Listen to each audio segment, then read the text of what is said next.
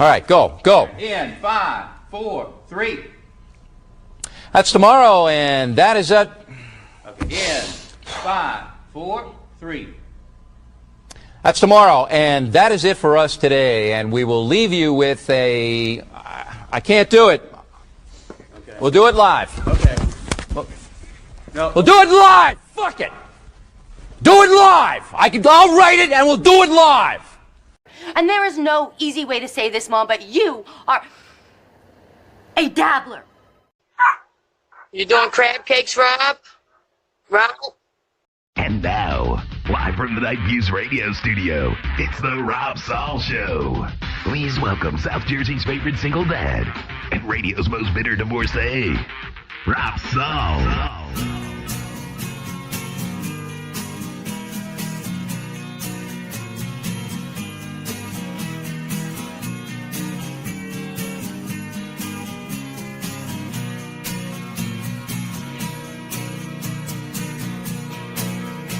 So good when you're gone. It's so good when you're gone. I'm so happy you left. It's like heaven without you. I hope you never forget.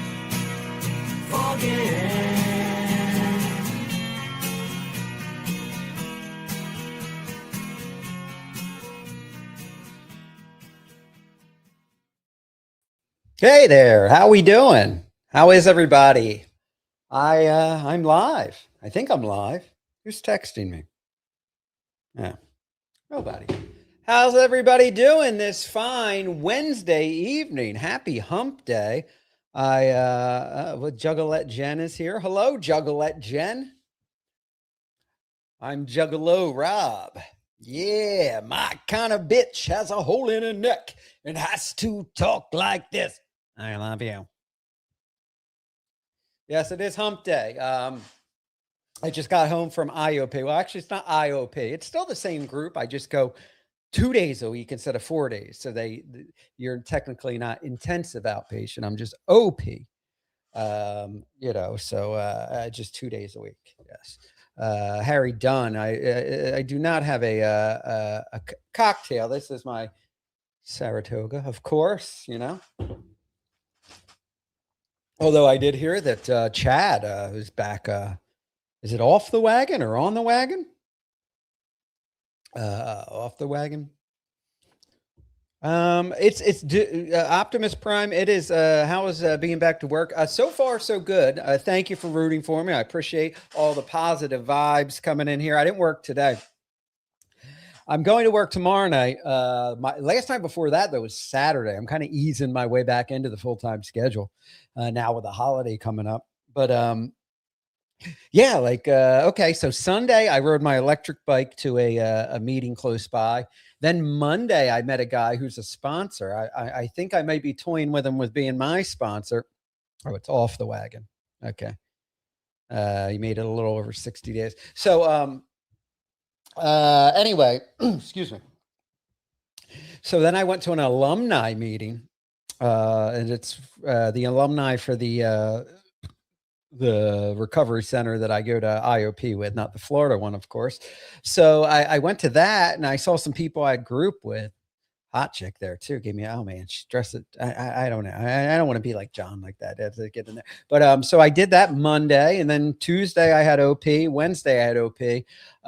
Monday I didn't go live. I was going to go live after I did the meeting, but power went out here. Someone transformer blew out in the neighborhood, and all our power was out. So I was without power till like 2-3 in the morning after I got home from the meeting on Monday.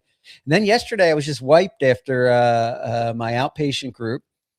And today I am waiting. I missed OP, the Survivor finale. So I'm waiting for it around 1 o'clock in the morning. It'll come up on Paramount, and I'm dying to see it. And I don't want any spoilers. And I know if I go on social media, it will be spoiled for me. So,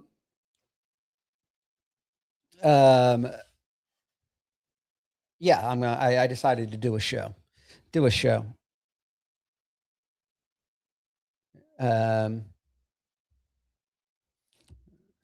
Sunflower Dragon's here. Hi, Sunflower Dragon, $2. I like the hat, Rob. What does it say? This is it says, hold my drink. I got to pet this dog. This is a gift that was given to me when I was drinking, because I was always had a beer in my hand. But I donated money to a animal rescue, and this hat came. It's hold my drink. I got to pet this dog. So yeah, that's what the hat says. Yeah, I had the hat and sunglasses look today. I was at the gym. It was hot. I was in the 90s today here in Jersey. So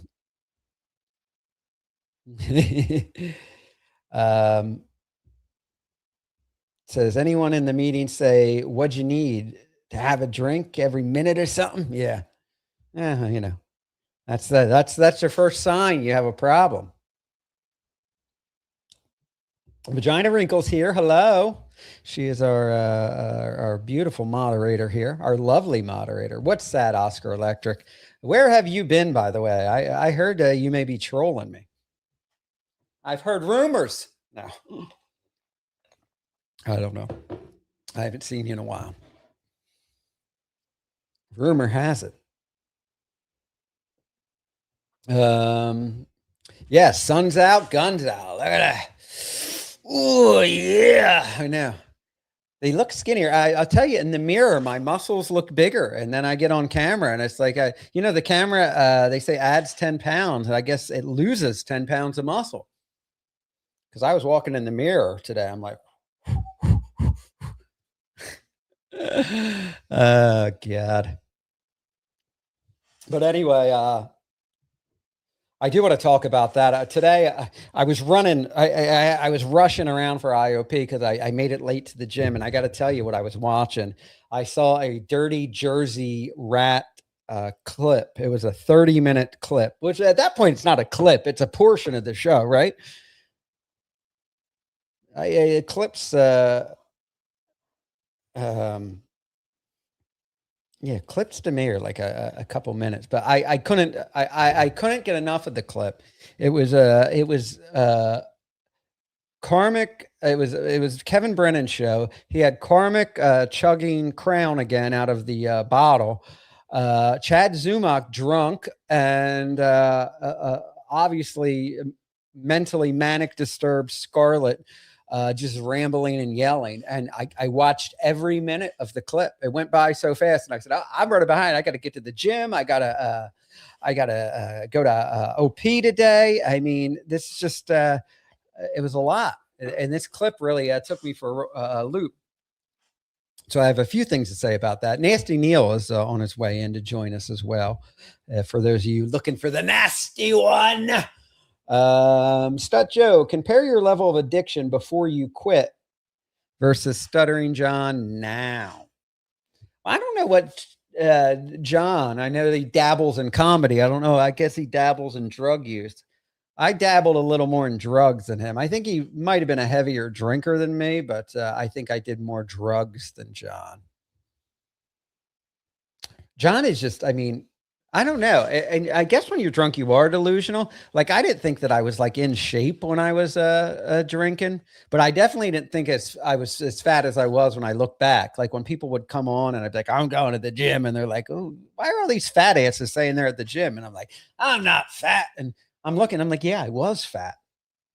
But John has kind of that dysmorphia too, where he's just like, he thinks he's like, look at the dope, how buff he is. And he's just this big roly-poly, fat, sweaty, just disheveled human being. I don't know. I with me though, the difference, I can't give you like a level or a number, Stut Joe, for your $2, but which I appreciate. But I will tell you, the most important thing is that I was at least aware of my alcoholism and addiction to do something about it. I'm able to, with fresh eyes, look at myself and see some embarrassment and humility. Where, I mean, Stuttering John is incapable of that. If you're looking for that kind of a comparison. Hello there, dabble, dabble, dabble. And Painkiller. I like it. The Painkiller is like the opposite of that guy, Boom.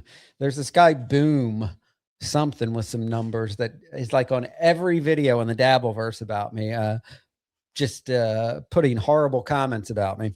Pain is the opposite. I find him sticking up for me and saying nice things about me and how proud of me Painkiller is.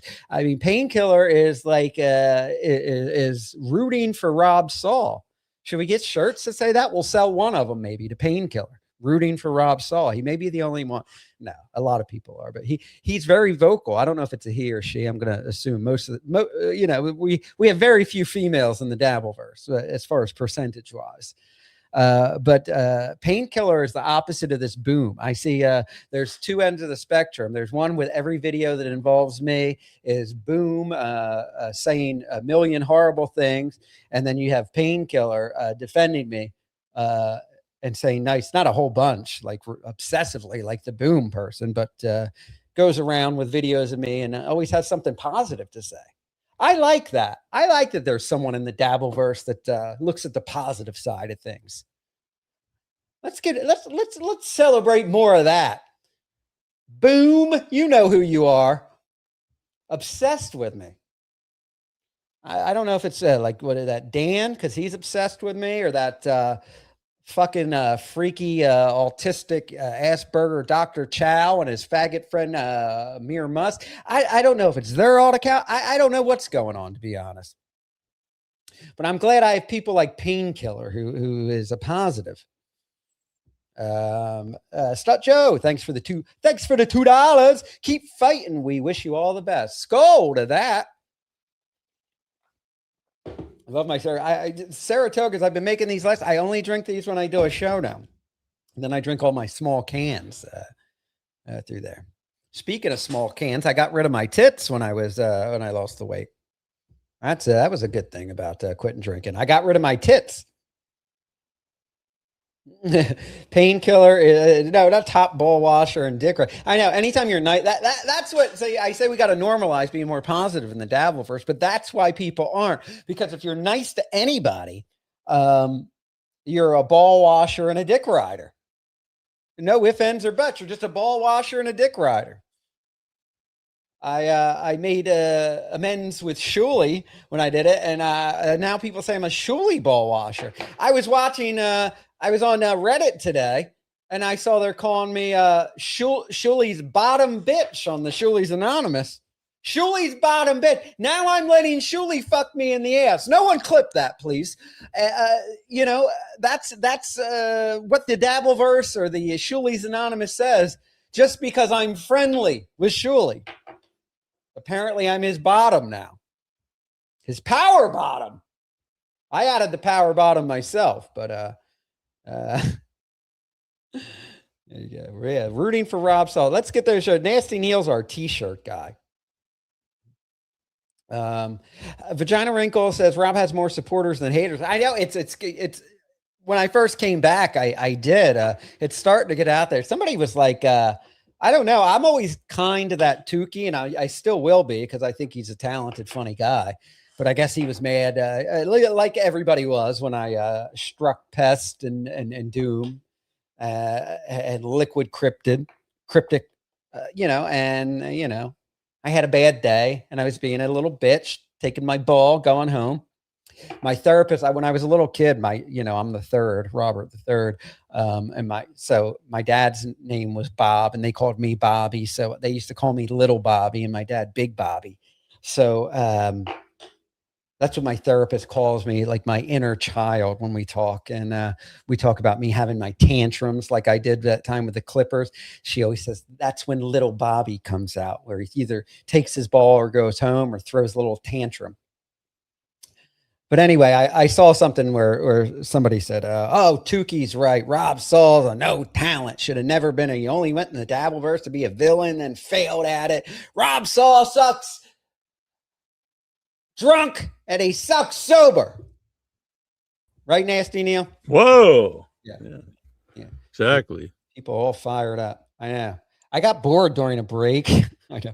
All fired up. I got bored during a break during OP today, and I went into Reddit. I haven't been on Reddit in a while. And instead of just scrolling to see if I saw anything about myself, I actually typed in my name. and I'm just like, oh yeah. It's always that usually does not go well if you start. Yeah, I know. Yeah, when I first got out of rehab, it went very well. I mean, I was like, wow, geez, people are nice. But now I think everybody's over it. Everybody's over it. Mm-hmm. So what are you gonna do then? Are you just gonna like go full on Dark Rob? Or are you gonna you don't want to you're just giving up trying to get people support? Or well, I never asked for people support. I appreciate I appreciate the people that do, but I mean, the people that want to hate me still, that's fine. That's their right. But don't be like, oh, Rob Saul is trying to get people to love him, like saying and then I saw that on Shuley's Anonymous. Like Bob Levy and Pat Dixon goof on Rob Saul by saying he's grifting, hating John, and they're like, yeah, that's all you had to say is I hate John. Yeah, I could have done that. And they're doing these like everybody acts like I came back and was like, hey everybody, woo! I went to rehab and I hate John. Love me, shower me with kisses. It's not how it happened. Yeah. I'm a bigger fan. My return. They're rewriting my return. I'm a bigger fan of Sober Rob, and the people I talk to like it, that you're more positive overall. Yes. Well, thank you. Yeah. But the haters, they're under the impression that I've gotten this sober and started hating John as a grift for money. Mm-hmm. But Sunflower Dragon, happy 1 month anniversary. This Sunday. To Sunflower Dragon and the nasty one, Nasty Neal. Shuley's last night went over Stuttering John's last show, and John was truly vile towards your sobriety. Shuley said really nice things about you and your achievements. Oh, so he's a ball washer. Now, does that make him the bottom now? Apparently, Shuley was super supportive. Shuley has been nothing but supportive. Yeah. Yeah. Why is that? So I just went to Reddit and I'm searching Nasty Neal to see what pops up. Oh, geez. Sober Rob Saul is so much gayer. I mean, they're both pretty equally gay, aside the fact that I can attest to that. Bring back Uncle Julie. I don't know what that is. So we got Rob Saul plays the Kate mini tapes with Keanu and Nasty Neal. Oh yeah. Rob Saul, Nasty Neal, and Noga laugh at Stuttering John for still thinking ... Not seeing anything too hateful about me. Well, I mean, yeah, you were never that Survivor finals on and you going against them. Bad rap. And yeah, but listen, I just said I that's the reason I went live, because I don't want to find out who won. I want to wait till it comes on Paramount, because I was in, it started at 8 o'clock and I'm in OP till after 9 o'clock. So I don't want to, I said, let me stream. That way I don't, start scrolling social media, because they don't warn you. They don't go warning, spoiler. All of a sudden I'll just see the winner posted, and I'll be all pissed off. Here's one. Do you like Nasty Neal? 75 votes, 24 no, 51 yes. Yeah. Pretty good. What the fuck is Oscar Electric's problem now? I mean, he's a weird man. I don't know. Yeah, what's he bitching about? I don't know. Yeah, I saw him in there, and he was like I said, hey folks, he's like, no one gives a fuck, Nasty Neal. Oh man. Yeah, you guys are fucking angry. Yeah. I thought Chill out, pal. I was like I don't get people that are like that pretend to support the show, and then like just at a mentally ill split second decide they're haters. He needs the moderator power. He's very upset. Where's my fuck? Do you have a new account? I know Deb came the other day and said, where's she texts me, my wrench is gone. And I'm like, and then she got in and her wrench was there. I don't know. I'm not in there fiddling around with wrenches. Do you have a different account? Yeah. I mean, as far as I'm concerned, people set up alt accounts. If you come in a different account, like logged in a different YouTube account, right, it doesn't carry over your powers. As far as I'm concerned, the only moderator needed is Vagina Wrinkle. Well, yeah, she's actually the only managing moderator. Right. She's the manager. She's trustworthy. We have a whole Soul show. Well, the producer is Soul show moderator. She has a shirt that you wore, or she will at some point. I don't know if you've ever sent it or not, but oh yeah, well, I have it right here. The Vagina Wrinkle's not sending me her address. She sent it to me once, but that's when I was drinking and drugging. Like I always forgot to mail. I have it sitting right here. Wow. It's been clean, dry cleaned. Yeah, I didn't want my DNA on it, but because I was afraid. Whoa. Because everyone hated me at the time. Making white on the shirt. They might try to frame me for a murder with it. But now the Vagina Wrinkle might want your DNA on it. Though. Yeah, I was going to say, but now that I'm beloved, I'll put my DNA up for it for Vagina Wrinkle. Here you go, Vagina Wrinkle. Sorry, I'm covering the guns, but costs extra. Yeah.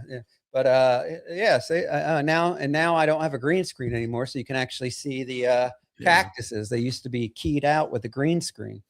So it's pretty rocking. Vagina Wrinkle, I will take this off and I will mail it to your beautiful self. And you can have your man's shirt. It'll smell like me. I'll spray a little of my cologne on there. She needs the Rob cooties. If she sends me her address again, I'll mail it out. Oscar Electric, who were you to judge? What's sad? You're sad. I mean, this is a guy who he lives vicariously through AI videos of the Joker. Oh, yeah. So I mean, yeah. Well, that's good stuff. Joe says, I don't know a lot about Nasty Neal, but he has a good podcast cadence and he's not obnoxious. Thank you. I appreciate that. Yeah. Yes. Yeah, start a fight with Deb. I'll start a fight with everybody tonight. I'm feeling frisky tonight. I haven't been broadcasting lately. It's just like so big. That's what they said in OP. They go, what is your goal? I said, my goal is to figure out what I'm going to do with the schedule between going to AA meetings, my outpatient program, working full time, and getting to the gym. Because right now I'm not willing to give up any of that. I mean, I got to work. I can't give up the gym. I love that. That's my lifeblood now. That's my addiction. So when they say goal, do you mean your goal in like life or? They all want you to set not life like goal, but they like you to set goals. I have some short-term goals. Yeah, short-term goals. Yeah, exactly. That's what I did want to talk about. That. Thank you for reeling me back in. That's what he's here for, Saul Show moderator, real. Because I was getting into that. That's what I was watching. Chad falling off the wagon. Oh no, really? Man, he was all happy that you were doing well. I thought you were setting a good And example for the normally, man. normally I would say, okay, Chad's fell off the wagon.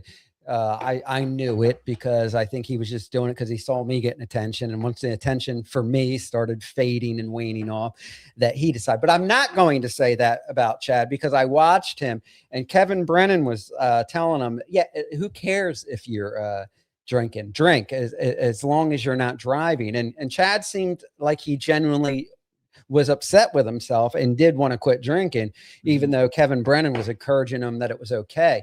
He's saying as long as you don't drive. But the thing is, Chad, somebody got Chad's show canceled by sending in a video to the comedy club. Oh, his actual comedy gig? Yeah.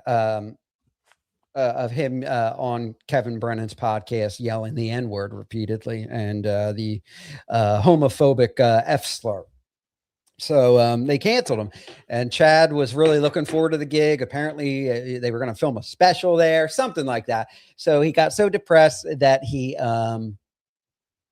started drinking, and he says he's disappointed in himself and he feels like he let people down. Kevin Brennan said, no, as long as you're not driving and you can still drink. And that's where I'm going to argue, because like with me, I never drove, and drinking got me in a lot of trouble. And for what it's worth, it got Chad in trouble too. I mean, I am not for people calling. I didn't do that when I hated Chad. I didn't do that when I was drunk. I never called people's where they were working or getting paid or an event and tried to have it canceled out of spite. So I am not encouraging that, and I'm not saying that that's right. But on the other hand, Chad does have to take some responsibility. If he was not drinking and streaming at the same time, like I have so much video of me embarrassing myself out there, that person would not have had that clip to send to the comedy club of him yelling the N-word and that. Not saying that person shouldn't have done that. That's pathetic. I don't like that. I'm not approving that or putting my stamp of approval. I am judging that. But if it didn't exist, they couldn't have done it. Yes, exactly. But if it didn't exist, he couldn't have done it. So, although I am sad for Chad for this, Chad does have to take some responsibility, because Kevin Brennan is trying to take, saying, hey, who cares? As long as you're not driving and killing people, you're fine. But that's not true when it comes to drinking and having a problem with drinking, which I'm not saying Chad does have a problem, but obviously he feels that he needs to stop. So, and I don't think being around people, and he's got Cormac chugging from the crown. Cormac was on screen with him, chugging from the Crown Royal. Yeah, he's drinking straight whiskey right out of the bottle, which is, never really a good look. Yeah. Good idea. Yeah. Just Keenan K. His Saul voice is completely shot. I know. Yeah. Screw that. He's kind of grown on me. I kind of prefer him that way, I think. Yeah. I mean, I saw, where is that? I don't want the man to be drunk all the time, but yeah. He's he's really losing his shit too. You could put people in timeout in the chat. I think we should find a way to put Oscar, make him take a nap. I think it's just nap time for him. Does he need a nap? Do you want to, do we need to burp you, feed you? Yeah. He needs maybe some cookies and milk, take a little nap time. Yeah. If he's around, send Chad the link. Maybe we can talk to him. And talk to him about it, because I don't want to talk behind the guy's back, really, because I'm not like downing the guy. I'm just what do you want to do? Let me do it. Do what? Have Oscar take a nap. Oh yeah. I think she might mean like a permanent nap. I don't know, but yeah, she probably means let her boot him. A dirt nap or something. Yeah. So I saw Shuley post this on his on his Twitter. Who's the guy that did it? It made me laugh. I kind of like it better than it's real Carmick's voice, but they made him a baby, and I guess they replaced his booze with Welch's fruit snacks. But they have the baby dressed like Carmick. It really, I really got a kick out of it. I'll play it for you now. This is by Mars 95. If you want to take a look, this is called "Evil Garbage Always Wins." This makes me smile already. All right. Yeah, it's really good. I like it. Doesn't matter anymore. Doesn't matter. I told the life didn't work. Everybody's happy now. Can we just make Carmick Nobody a baby? I know. I would watch like I was just would thinking the same thing. I'd watch the whole show. Yeah. Oh my God, I would never stop watching. I mean, listen, I know Carmick hates me. I'm not a big fan of Carmick either, but I mean, the guy entertains me. I will tell you that. Mm-hmm. But yeah, but him watching him as a baby, that would this makes me happy. In my world, and now you're seeing the tail end of a career that never got to take off. Yay! Hooray! I got to tell you, this Mars guy, you are a fucking genius. Fantastic, yeah. But by the way, I love that Carmick thinks that he has some big like career that's been put on. Yeah. His career has been altered. Yeah. Oh God. Hey! So enjoy it while you can. Because it ain't gonna be here forever. Because the fucking evil wins every day. You know, I bet if you told wins. The guy, you're like, if you didn't do the voice or show the guy and you just sent them what he says, and you'd be like, make a visual representation of what age this person is, it could be just a little baby. Yeah, I know he is. I mean, he's very he's got a retarded like naivety to him. That just plays off like, you know. Yay! Garbage wins, and people who have the best mindset for it. I thought I was going to hate AI when it came out, but I didn't realize people would be so funny with it. It's really it is like a tool in many ways, you know. Yeah. So it can be used as AI slop, and it sucks. Yeah. Or if you're artistic, you know, you can use it to do fun stuff. Yeah, like this is great. Like the fucking Stuttering John stuff, like The Bachelor and him and the lawyer. I mean, it's then the one we were watching where he was saying, you know, my body is a temple, and him at the gym with the music playing. And then the opposite is the AI slop, like all the Oscar Electric stuff on Twitter. Yes. All right. Sunflower Dragon, $2. I'd adopt baby Carmick. Neil and I could co-parent. Oh my God, could you imagine raising? I mean, it's a cute baby, but if it actually behaved like Carmick, you'd have your hands full. Yeah. Fucking ma'am, your baby's chugging a bottle of Crown Royal. All right. Lose. And I made the mistake of having a better mindset for it. And I lost. Yay me. Does he always say yay? It's probably not funny just him saying yay, but him as the baby going yay. Yeah, I know. The baby. Yeah, the baby going, yeah. That's the best part of it. David says 1 month in and she's talking about adopting a baby. Run for the hills. If it's baby Carmick, I don't know. You know. Oh God. So I think what happened is Oscar Electric must have a different account. Anyway, I guess he expected the wrench to carry over to a different account. And so now he's upset with the Saul show. But, oh wow! Yeah, I don't know.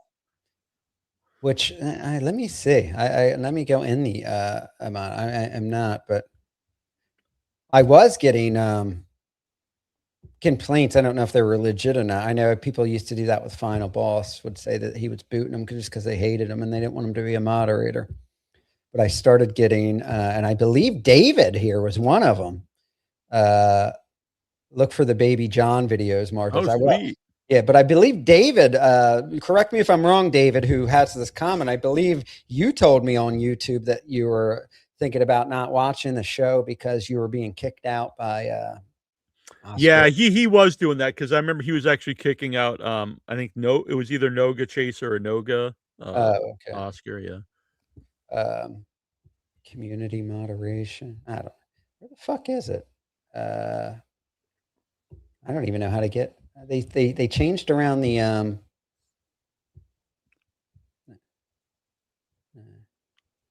But I wouldn't give it to him back. I mean, Oh man, no, he's I'm just. not. He's not doing. Yeah, anything geez, to the guy's deserve there. back, you know? Nice. All right. Wow. Good. That's very true, Painkiller. Oscar makes himself laugh, so that's good. Yeah. Yeah. You know, it's Painkiller, good. my number one ball washer. We'll call you a Saul washer, Painkiller. I like Painkiller is the opposite. By the way, someone told me, I forget that they thought and they suspected that boom might be Oscar Electric. You know, that boom that goes into every that goes into every YouTube video and trashes me in the comments. I mean, not just one. They Do they write ha ha ha after everything they say? No, I don't know. I don't think so. No. Okay. The boom, what they'll do is they'll go in and they'll put 3 or 4 negative comments about me just off the bat. And then anybody that says anything positive, they reply to that with something negative. And I'm like, wow, this person's really upset with me. And where Painkiller is the opposite, not obsessive, but like I'll see videos with me in it. And I always see Painkiller say something positive about me, or if someone says something negative, Painkiller rebukes with something positive. That used to, I'm sure it still is, but Pusser's Painkiller used to be a drink I used to get at one of the local taverns here, one of the pubs. Well, it was made with Painkiller rum. is a popular cocktail. Yeah, and it was made out of Pusser's rum, so it was called Pusser's Painkiller. And they had a deal. They had this special one. If you drank 12 of them, you got a free T-shirt. Oh wow, they encourage alcoholism. Yeah, exactly. And so I did, and I got the free T-shirt. And I was wearing like 3X at the time, and all they had was mediums. And I was like, you could have told me this beforehand, you know? Like that's my size now, medium. Oh, you know, well, if I ever find it, I'll send you the Puss. You don't want to wear that, the Pusser's Painkiller. Yeah. Yeah, like this. I got this. I got to work out, and I wore it today because it was hot. My little sleeveless shirt, it was a medium, and I'm like, it's still room in it and everything. If I wore a medium before, man, my titties would be tight. I'd look like a stuffed sausage. Oh my god, you get vagina wrinkle all hot and bothered here. Yeah, I just call it how I see it. I don't comment to make friends. Well, thank you, Painkiller. I appreciate you. I appreciate it. Vagina wrinkle. If you do send me, I will take this off and I will spray a little of my cologne and send it to you, baby. You know, me and you, my woman. Now looking, as long as Nasty Neal doesn't steal you from me, like he did Sunflower Dragon, apparently. That's the next. Neal will have 2 girlfriends. He's like, we're in a throuple.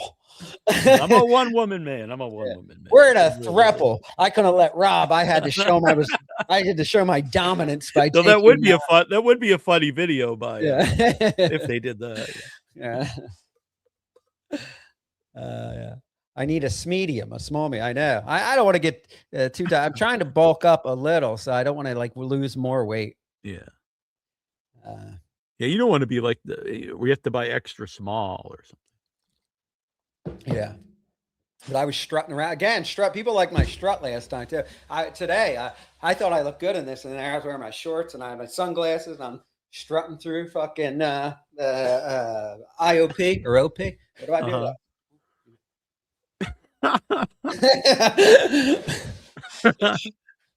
I just sat on your shirt. Now it's going to smell like my ass too, vagina. Whoa. Now you're really getting her excited. Yes. Might wipe my pits with it next. Rob, would you have Liam on? I mean, I guess, you know what? I used to be like picky, and I'm watching these shows that have a bunch of nobodies on. Not saying that I'm this huge somebody. Back when you started podcasting, it was usually people with some sort of background in broadcasting, but now it's just everybody. But I see these panels of people that the shows get like 400 or 500 views, like hugely. So yeah, I'll have Liam on. I'll have Mommy on. People were saying I scoffed at Mommy being on, but I just don't know what to talk about with Clearwater with Chad. Yeah. Oh, Clearwater Chad is the worst. I mean, I gave that guy a platform and fucking Kevin had, and he's bad everywhere he goes. Someone found a fun use for him. They cut out a like a gif of him eating popcorn, and they just put it in the corner of their clips, and he's just there eating popcorn while the clip runs, and it's very funny actually. He is exactly the worst. He is the worst. I mean, he is just really bad. And I mean, it was just Kevin Brennan would just take anybody I put on my show. But the sad thing is, he wasn't on drugs. Like I had Clearwater's Chat on because I was on drugs. I remember he was the first time I saw him was on your show, and and I was probably drugged up, high as a kite. He had just eaten like a whole pizza or something, and then he was walking to like 7-Eleven to get I mean, the guy hot dogs or something. I was like, what? I think he's mildly retarded, and he just can't control himself with eating. He's not a. He said he was like. I actually even offered him like advice because he was saying he was going to try to lose weight, and I was like being nice, like try to lose weight. He eats like he would stop when he would do my stream, if I recall correctly. He would stop and he'd eat like 4 or 5 cheeseburgers. I mean, yeah, that was on. He had like a whole pie once on the show, I think, or like 2 pies or something. I don't know. My opinion, you and Liam were instrumental to one of the best Ray DeVito episodes. You'll have to remind me my opinion because Ray DeVito, for some reason, Ray always happened to hit me up when I was the most fucked up, because any appearance I see myself on Ray DeVito, I am wasted. And maybe that's the only way I'll agree to do a Ray DeVito show. But I think that helps being on with Ray probably. And it's always I mean not like it's foggy. It's blackout. There was one that was going around with me, like giving like private details of my divorce, like stuff I shouldn't have been talking about. And I'm like, what the fuck? Like, I just don't even remember doing a lot of Ray DeVito's, I think of Ray DeVito show. By the way, Saul show moderator. Now, when I said Vagina Wrinkle is the best moderator in the game, I stand by that. But Saul show moderator is the best producer. Yes. In the well, he's got a double duty where we need one person like Vagina Wrinkle that's fully focused on moderating, you know? Yeah. And he did not message me saying, thanks for the support or anything like that. That's just my genuine thoughts on the matter. By the way, Harry Dunn, I don't know if you're saying this because you've heard me say this before or other people say, but like you are 100% correct. That's why I stopped. Like I would have Ray on, but I stopped inviting him on. Every time you invite Ray on, he'll not respond to you. And then once you go live, you'll get a message from him with a link to his show telling you he's live and inviting you on. Yeah, he did that. And he's done that for me for years now. He'll just say I'm going live, punk. And at first I thought he meant like come on the show or something, but he just like wants you to go watch it or something. Oh God, I know. Live, punk. Jay Wolfenstein wants to know, what am I? You're giving all these moderators love, wow. And you forgot Jay Wolfenstein. That's the problem when you say yeah. See, that's what happens, Neil, when you start playing favorites. Start upsetting people. I'm sorry, Jay. Jay Wolfenstein sent me a very nice super chat once, so I appreciate it. It's a good man. Ray DeVito, the gummy smoker. Send me the link then. I know this person's like iffy off and on. I don't care if you come on and you're nasty to me. Like that's fine. That makes for a fun show. Back and forth, but I just don't want like the ones that hate me so bad that they'll try to do something to get my channel pulled. You know what I mean? Right. Yeah. Like if you just want to come on and call me a fag and junkie and you don't believe I'm sober, whatever, I don't care. Like, you don't? Not now. You tell me. Yeah, I'll spar. Waiting all this time here. I'll spar with you because it makes for a fun show. But I mean, I don't do stuff that's going to try to get my channel taken down. Yeah. Yeah. Oh yeah, that's so funny. Buckman also said that Ray does. Yeah, anytime that you don't invite Ray to your show, because if you invite Ray DeVito to come on your show, he will ghost you and then get back to you once he starts. Like, and it'll be like, oh, he'll be like, he'll decide like, oh, yeah, I could probably stream right now, but I should probably do my own show and make my own money. So then he'll invite you onto his show. That's just the Ray DeVito move. When's the last time you talked to Ray? Was it you haven't talked to him since you've come back? No, I haven't heard from him. He hasn't reached out or anything. Not that me and Ray DeVito were that close, but I did hang out with him in Atlantic City, and he bought me a couple beers. Everybody that bought me a beer in Atlantic City, I told him that was the beer that turned me into an addict. But I was an addict long before that. It's just a hacky joke I tell. Ray DeVito Gummy Sticker said, I don't think any of those things, but I do hate you, but I would never try to threaten your livelihood. Well, thank you. I appreciate that. And honestly, I don't even hate you, just Neal. Wow. Whoa. I mean, there you go. Damn. I can't blame you. Nice. I mean, you heard the guy, according to these bottom feeder podcasts, Neal came on a show and took some groupie I was apparently interested in and stole her right from out under me.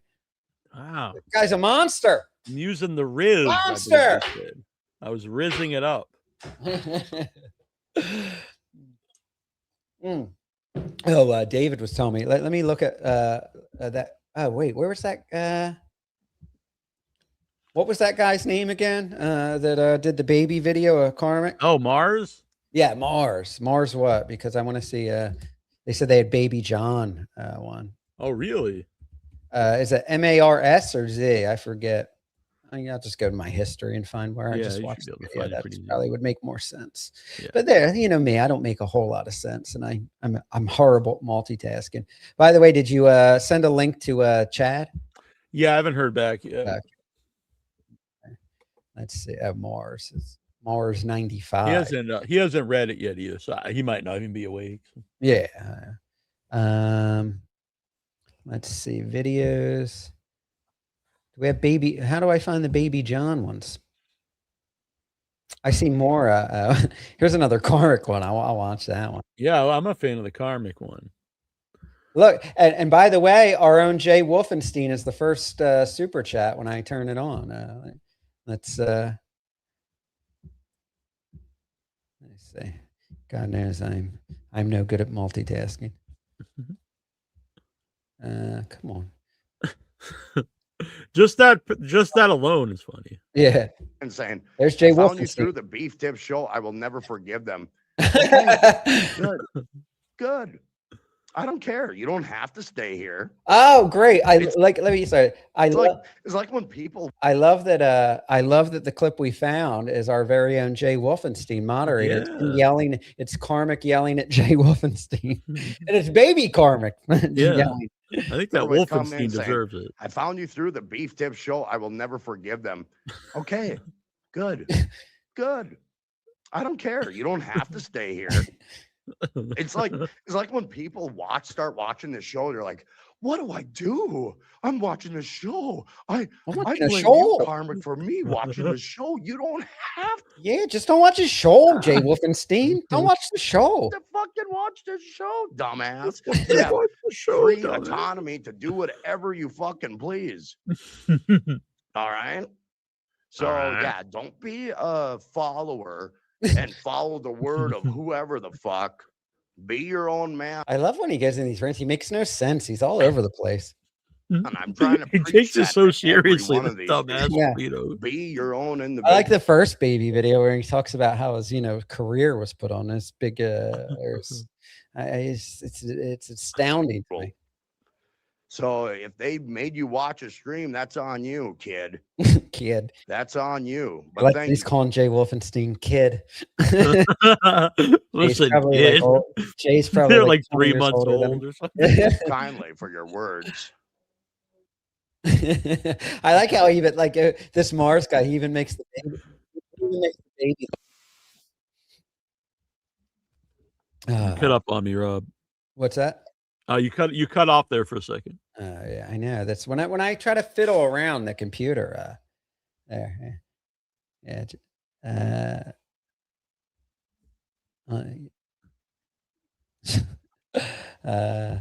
Chad watches everything and says he doesn't for some reason, like it helps his image. I know. I'm the I mean, I watch clips and I tell people when I watch it, but like there is a lot of stuff I just don't watch, not just because I'm like, oh, I'm better than that. It's just I got a busy schedule.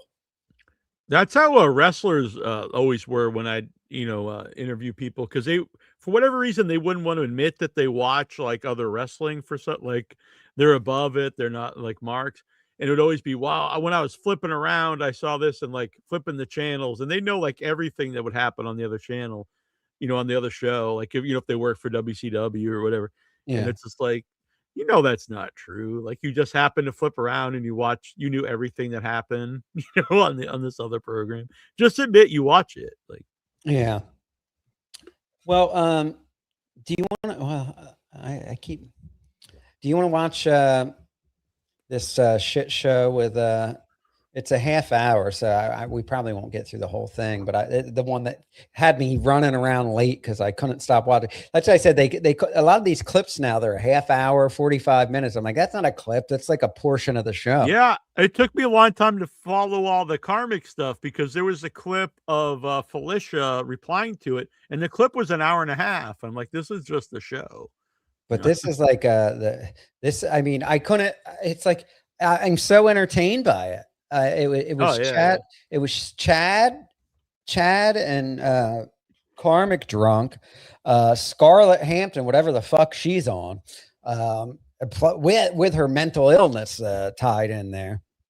I mean, it was just I just couldn't. I couldn't stop watching. I was like, this is great. I mean, people say that Kevin's show sucks now, but I mean, this part it kept me entertained. I'll tell you that. Yeah, I think the problem is because Kevin's live every day, so it's like a lot to some days he's on there going on and on about the same thing, but sometimes there's still like the magical episodes. Yeah. Ava will be free here momentarily. Oh, okay. We'll have Ava on. Yeah. Let's see. I thought it was Dirty Jersey Rats, and I'm on his page, and I can't find the fucking. It was a clip of what? It was MLC. It was from yesterday. Oh, wait. I think I found it. Never mind. Here, well, I seen that people were saying a lot of people were getting demonetized recently. I think Pat Dayton got demonetized. Oh, did he? Yeah, I heard. What's his face? That fucking Steel Toe. That guy. I was watching a clip right before we went on air about him. I forget who did that. I think it was Pest. Who I love, by the way. I love both Dirty Jersey Rat and Pest. I love the Clippers and Doom. Doom used to be a moderator in here. But anyway, yeah, the Steel Toe. I mean, he is just so like full of himself, and he's just like so on a level of delusion. Yeah, that's someone I've actually never watched. I only know him through clips and through other shows, like watching him. But is his show really him just going on and on about like hitting the goal? Well, I mean, he does. That's what it seems like. Yeah, I know. It says would be interesting and hopefully therapeutic for you to play and comment on some of the shows you were trashed on. Saw you many times on Stuttering John show and wasn't able to tell, but I'm also good at holding my booze. Yeah, I have watched some stuff. And by the way, I've still, I was sitting in group. By the way, we still haven't finished the Stevie Nicks tapes. Mm-hmm. But I got to tell you, hasn't been therapeutic. I was talking about it in group because they were talking about my podcast and about people being filmed and embarrassed. I said, oh my God. And then as group went on, stuff would pop in my mind on that video. And I would like literally, people probably thought I looked crazy. I'd go, like I was like cringing, thinking about it. And I couldn't stop thinking about like different parts of that video as I was sitting in group and outpatient. It kept popping in my head and I was fucking cringing. So Sunflower here is saying she could send you some clips. Oh yeah. It's Rob at robsaul.com. yeah, I don't know. And he's just, he acts like he's just some big radio guy too, that Steel Toe. Like he's just some big, like a big deal. He thinks he's a real big deal.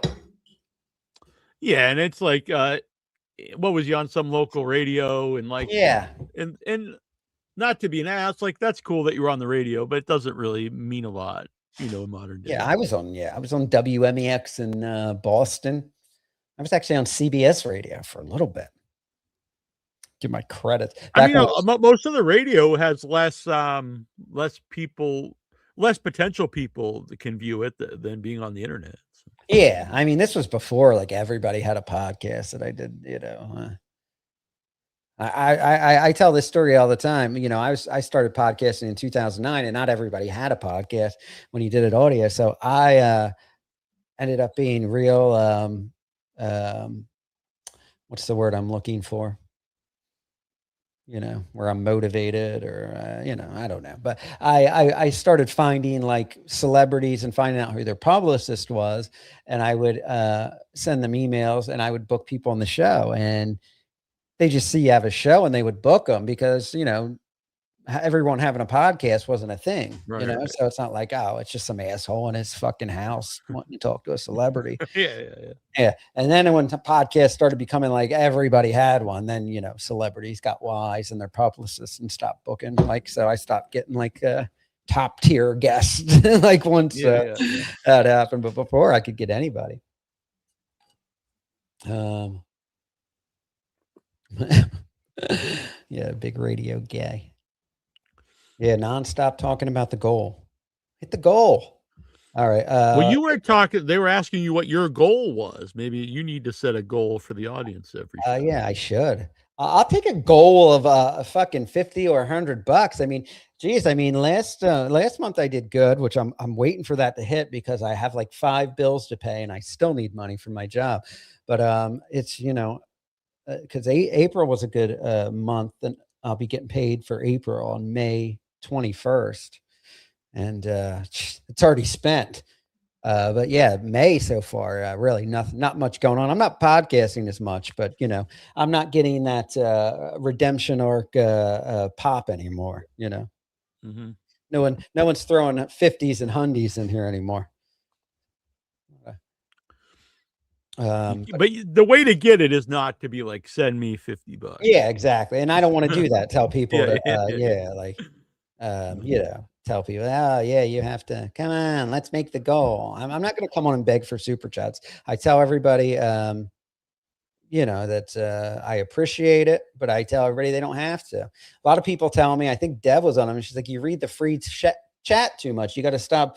She was like, you got to stop interacting. And I'm like, well, I like, interacting with the people on here, but she's gone because then they know you're going to read. Why are they going to pay for a super chat when they know you're just going to read it? But that's not me. I'm not like, I'm not on here grifting. I'm doing this. Because no, and honestly, that was a big reason I liked your chat to begin with, was you interacted with people, before I was even on the show. So, all right. So, this is what got me running late to the gym and OP today, watching this. I think maybe even Dirty Jersey Rat. Dirty Jersey. Yay! I love that song. So I was reading on Reddit that Tukey hates me. I saw Tukey on there. That would be really disappointing because I like Tukey.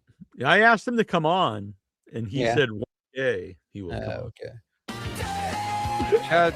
People exaggerate. He probably said like one negative thing about me striking another. Yeah, you can't. Yeah. I wouldn't go by Reddit. Yeah. You lose your gig or no? Hey, Chad. Hey. Chad, you lose your gig in Colorado? Yeah, I did. I thought you said you got it back. Just real quick, Rob. No. I agree you tweeted with a you lot got of it people in the back. chat. I did. Keena I did says that. that's bad advice. Oh, that was a. What's that? I agree with the chat here. Like Vagina Wrinkle says, if you don't read the chat, no one will chat. Keena thinks that's bad advice. Sunflower Dragon says Bacon Bits reads, almost all his chat. Oh yeah, I'm not taking that advice. You guys say if I that advice was given to me a while back. I mean, weeks back, and you see I'm still reading. Yeah, and pulling up free chats that I want to respond to. Yeah, I believe me. Listen, at the end of the day, this isn't it's nice, and it helps me a lot to pay bills, especially with being in rehab and out of work for a while. But I do have a job now, so I mean, when I do it, it's not here, strictly because I'm desperate for an income. But Yeah, and a lot of the super chats came in because they were supporting you. They were happy to see you doing well. Yeah, you can always tell when yeah, I listen, especially you, baby. I'll never ignore you. Uh-oh, you're gonna get vagina wrinkle upset. Yes. Missy B's here. Hi, Missy B. Reading the chat in your own show is normal. I'm only against it when you're guest on a show. Oh yeah, when like the guest. Yeah, and Deb's one to give advice. That's what she'll do. She'll read all the back when people hated me. She'd come on the show and start reading the free hate, and I'm like, oh, I said at least that's one thing I'm going to make people pay for. Yeah, no offense to Deb, but last time when she was on here, she just started plugging all these other shows. Yeah. I know. Oh, I'm watching BYB. I didn't know you were on. Yeah. I'm gonna go back. I gotta go and watch BYB. Like, fuck you, Deb. Like, even if you are, like, don't just say that. Yeah, I know. On the air, you can tell me off the air. I don't care. Pretend. Yeah. So you didn't get it back. No. That's terrible. Well, I said you should do it. Scarlett Carmax, how you guys doing? Good. I said do it at Side Splitters. Good to see you, Chad. Yeah, Chad, you could tell he's a little intoxicated. You as well, man. I love you guys. I think you guys. So what was he at? I think he was at 60-something days, what am I at? I always put it in before. I always have to check my AA app to see the day because what am I? Can we see it? What is it? It's over 100. Yeah, what am I? I got to look at the AA app on there. 112 or something? 119. Oh, 119. 3 months, 29 days, or 119. There we go. Yes. By the way, I did on Monday at the alumni meeting, was able to pick up my 90-day chip finally. So I have my 90-day chip. Oh, cool. And I don't think you get another one until 6 months. All right. Yeah, so now I'm good for a while. I'm still going to go to the meetings. I got a guy that I linked up with. He's a sponsor for a few people, and I think I like the guy. I think I might see if he'll be my sponsor. Well, the other night when you came on, when you had the robe on, you seemed really upbeat, and you talked about like you were down and did a meeting, and like it really helped you. So yeah, that was nice. It does, getting around people, So yes, thank you, Keena K. Well, you too. Nasty Neal. Here's Chad. You guys are doing great. They're going to live together for a month for $5,000. No. Yeah. I gotta take a phone. Now that he's not pussy whipped, he's going to spend a month with Scarlett Hampton. Remember, he wouldn't even be on screen with her before. Yeah, I used to hate her. I heard him yelling too about her. I couldn't be on with Anthony Cumia because Anthony Cumia was on that show, and he's like, "Oh, hey, Carmick," It's one thing, like, even I would think it's a bit much anyway, even if you were in the same room. Like, maybe if you're alone in the room with her. But, like, what did Felicia think would happen on screen? Like, they're in other, like, states. Like, I mean. Yeah, I don't know. They're just going to have to start having sex right on the stream. 6:30. I know, just mutual masturbating to each other. Rainbow Rob play res vid when you at concert. F you, Neil. Damn. What's that mean? Very mean. I think it means fuck you, Neil, actually. Oh, yeah. No, I mean, but the rest of that. Yeah, I'm not sure. Res vid when you at concert. I know Rainbow Rob, he's calling me gay, right? Oh. But I don't know what the rest meant. Wow. Got you bad.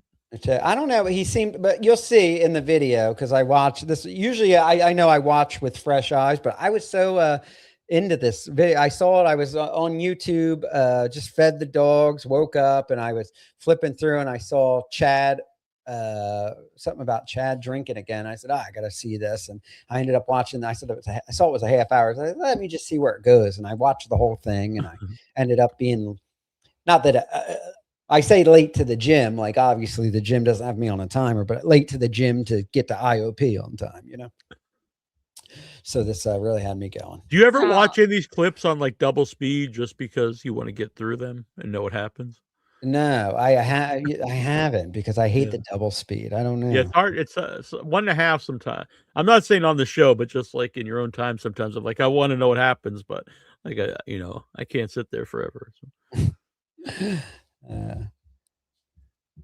From who? Scared her away, Chad. Ethan Ralph?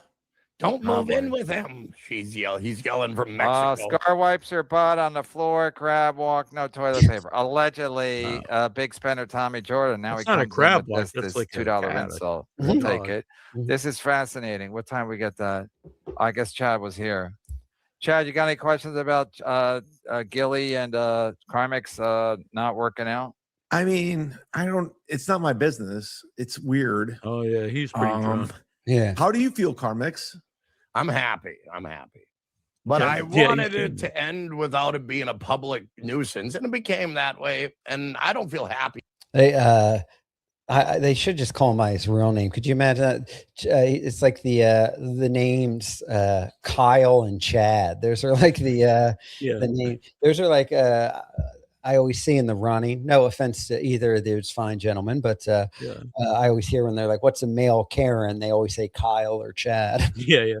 He comes up all the time on my Facebook. It comes up like recommended, like friend request, and I know. Well, now me too. Mine too, but now he actually changed his Facebook name to Carmix. But it used to be Kyle and some sort of Swedish last name, or I don't know. A few other actually Dabbleverse pops up too. I don't want to say who, but all right, let's see. I got to defend myself. I gotta defend myself.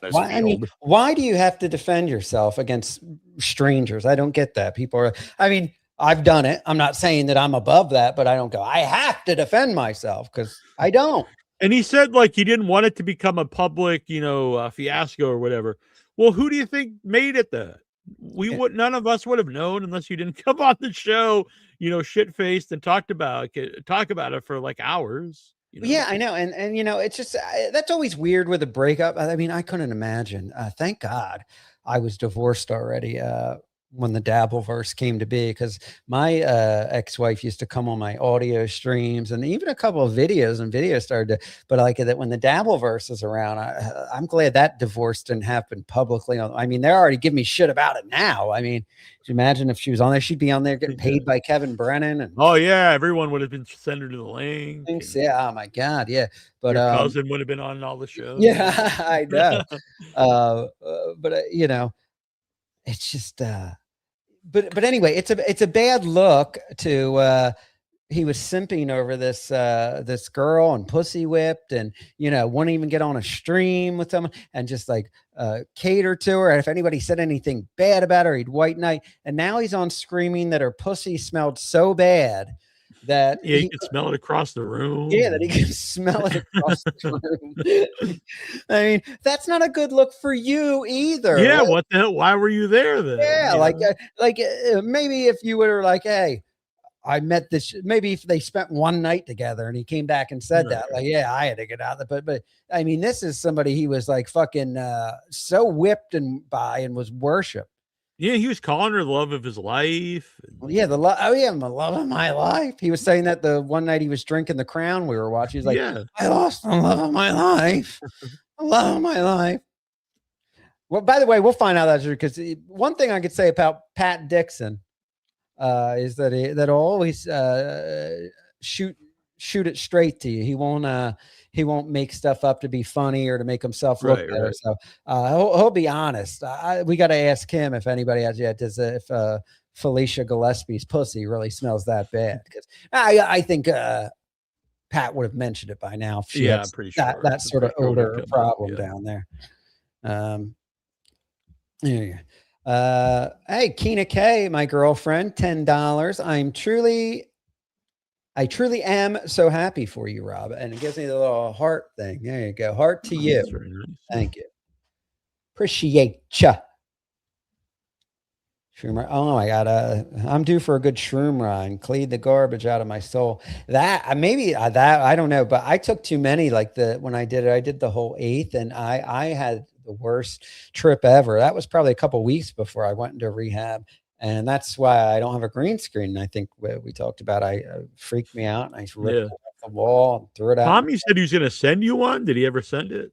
No, he was telling me to pick it up in New York. And I'm like, well, for one thing, it's like, even if I did drive, I wouldn't drive to New York. It's cheaper. You can just buy one. Yeah. At that point, you know what I mean? Yeah. Well, I mean, to even to park and stuff. And I can't, like, even. That's what I'm saying. It would probably be just as much money just to buy a new one.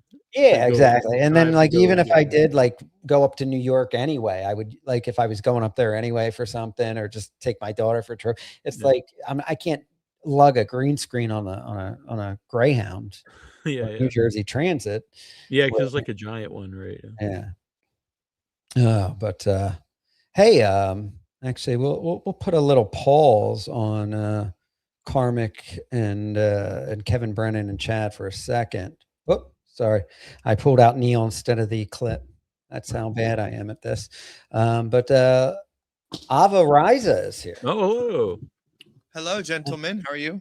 Hey, how are you? What, your camera's high. Where are you at? At the lab area. I've just built this thing. Oh, so I didn't have time to, yeah. So what do you do? Music? Sometimes. I am again. I was on a long hiatus, but the past few weeks I got back into it. Yeah. What instruments do you play? Do you play the drums and? I play all of them. Yeah. Oh, you play all the instruments in your music, so you play them all and like put it together. Oh, that's cool. Yeah. I'm not saying I'm good at any of them. All right. Yeah, but I'm good at drums and songwriting, I think. But yeah, tonight I decided to make a bass drum bigger than John Bonham's. And so, have you ever done mushrooms, Ava? Yes, I just did them for the first time in a few months this last weekend. Oh yeah, and how was it? Because I did it once. Well, I've done like microdosing before, and nothing ever happened. I felt like a little, but one day someone sold me an eighth, and I took the whole eighth, and it was like the fucking craziest, most terrifying night of my life. You have to do, like, I used to do it like almost like it's church. So like every 2 months I would take like an eighth, and when you do that enough, it's never a bad trip. It's because you just start facing everything that could be a bad trip, and then it starts becoming this positive thing where you actually are able to like see outside of your, mundane bullshit that you're stressed out about and make plans about bigger things. That's what made me go back to college. It was like on a mushroom trip. It's what made me think to ask John if I could come on his show the first time. Yeah, it's just you get out of your. I think that's what made me go to rehab, because I started like, no, I really, because it was like right before I went to rehab. So I think that was one of the things that contributed, not because I was fucked up on mushrooms, but I was looking at how chaotic and bizarre my life was, and I was like reflecting on it, and it was like, wow, I'm like, I really live a fucking chaotic, shitty like life. Dude, yeah, no, I absolutely understand that. Yeah, that's the way to like check yourself on things, for sure. Yeah, so I would say mushrooms aren't all that bad, and even with the podcasting too, because I was thinking, why am I doing these podcasts to bury myself? And that's when I took the green screen and threw it out the door and ripped it up, and it was nuts. Because at that moment, I told myself I was never podcasting again, and that was when I was on mushrooms. I tell people that's why I don't have a green screen anymore, because what was the green screen made out of to rip it apart? Because aren't they like canvas? The one I have is canvas. Like it would be mine was more of like a cloth type of. I don't know. It was on like what are those, like the stand thing, and I ripped that and snapped it in half. All I know is I threw it out the door, and it was I found it when I woke up the next day. I found it all in pieces all over there, so I just put it out with the garbage. Well, like, yeah, once you are past the self-improvement areas of it, then mushrooms are good at like aesthetics too, with art and video and things like that, where you can kind of point out things that are lame that you didn't realize that you were doing. Yeah. But for me, it's a good checkpoint of like, I hadn't done mushrooms like basically since I started joining the Dabbleverse, and you see, and it showed, because when I went on this last mushroom trip, it makes you realize how cruel you, like, if I don't do mushrooms like in a few months, I'll get into cycles where I'm just being mean like that, and it's like you can see it directly and then challenge yourself on it. So you said doing mushrooms made you do John's show. That's what made me stop doing John's show.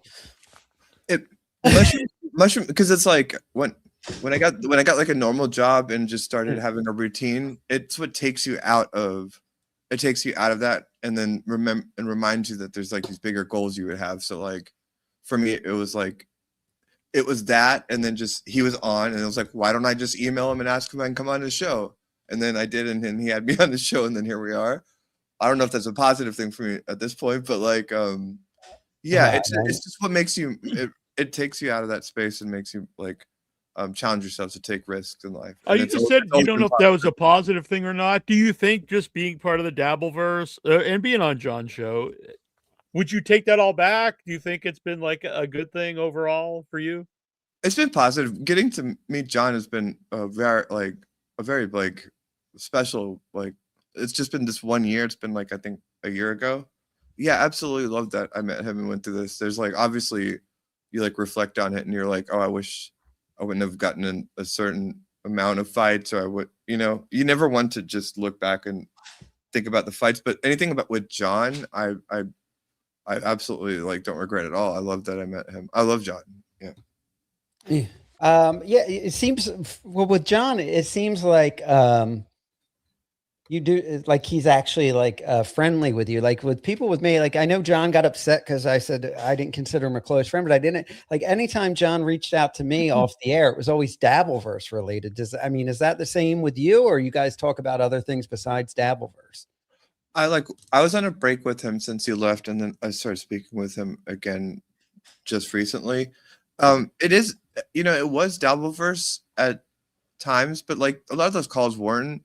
But I understand your sentiment. The way that I ended up going on his show was he had me on his show once and to talk about trans things, and then I just wanted to talk to him. And then I went on Chili's show and betrayed him.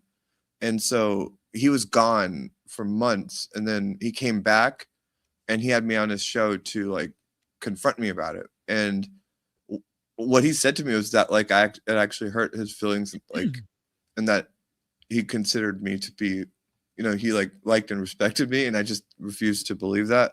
But I think he really does. Like, this is like, I'm sure he looked at you I know that he looked at you as a friend and was hurt by that. But I can understand why you felt the way that you did, because I didn't realize that he considered me a friend either. How did that go back? Going back on the show after the Shuli Network? Like, did you contact him and say like you wanted to talk about this? No, that was what's so weird is like I was on his last show and then he left. So it was only when he came back that I felt what it's like for him to exist, because I didn't used to watch Dabbleverse things.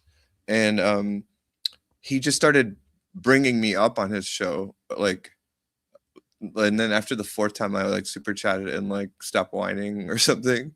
Right. And then he just had me on, and then he just brought up that it upset him what I did, and which is understandable because I did betray him. So, but then he just like, we just had a camaraderie, and then but then everyone attacked me and turned on me like on the other end of it. So it was just, he had me on, but he wasn't a big asshole about it, Well, like, I mean, did you really believe that I was because I felt like I was going on these other shows. Everybody had me, and I was mainly going on, not to trash John, but I would just go on because people were asking about the sobriety, and I thought it was like a nice message. And he was being fine, and I was like, yeah, I probably won't be doing John's show a lot. I know he's going to be upset that I did these shows. But then he went on one day the whole Rob Soulless rant, and he was saying it's because you had informed him that I'd been trashing him. Right. You consider that trashing? Just saying, like, people were asking, like, do you think John has a drinking problem? Like, I don't know. If he wants help, maybe he should get help. I don't know. But if he doesn't want it, who am I to, like, force someone to, what I'm doing? Absolutely. Like, you and Grillo came back in a similar situation. I truly believe that what ended up happening between you guys was a lot of you guys not watching each other and then reacting to what people told you. And I did tell him that, in the sense, not that like as far as maybe you and I are concerned would be trashing, like the things that he considers trashing are not what I would consider trashing. You would have to like really go way deeper to make me feel like you trashed me. But like what you were saying was trashing him to as far as he was concerned. So when I told him that it wasn't like that I was ratting you out, he just didn't realize that you were saying what you were saying, and you were saying things that pissed him off, you know. Yeah. But I'm not saying that he should get mad about that, but that's what happened. I think it's tragic what happened with you two, because I really don't think either of you intended to. Well, no, I never have problems with each other, and it just kind of, you know. That's what I don't like, because a lot of people are saying, I think even Carl said it on a show once, he said something like, that I came back from rehab and was like, hey, everybody, I hate John now too. Give me money. And it was like, I came back with no intentions of feuding with John or telling everybody I hate John. But yeah, then I started getting venomous once I was getting sent the clips of John every day, you know, talking about that I'm going to relapse and I'm a piece of shit and all that. So, you know, and then I started getting nasty, but I mean, it wasn't this whole grifting scheme for me to come back and trash John and try to make a buck off of it.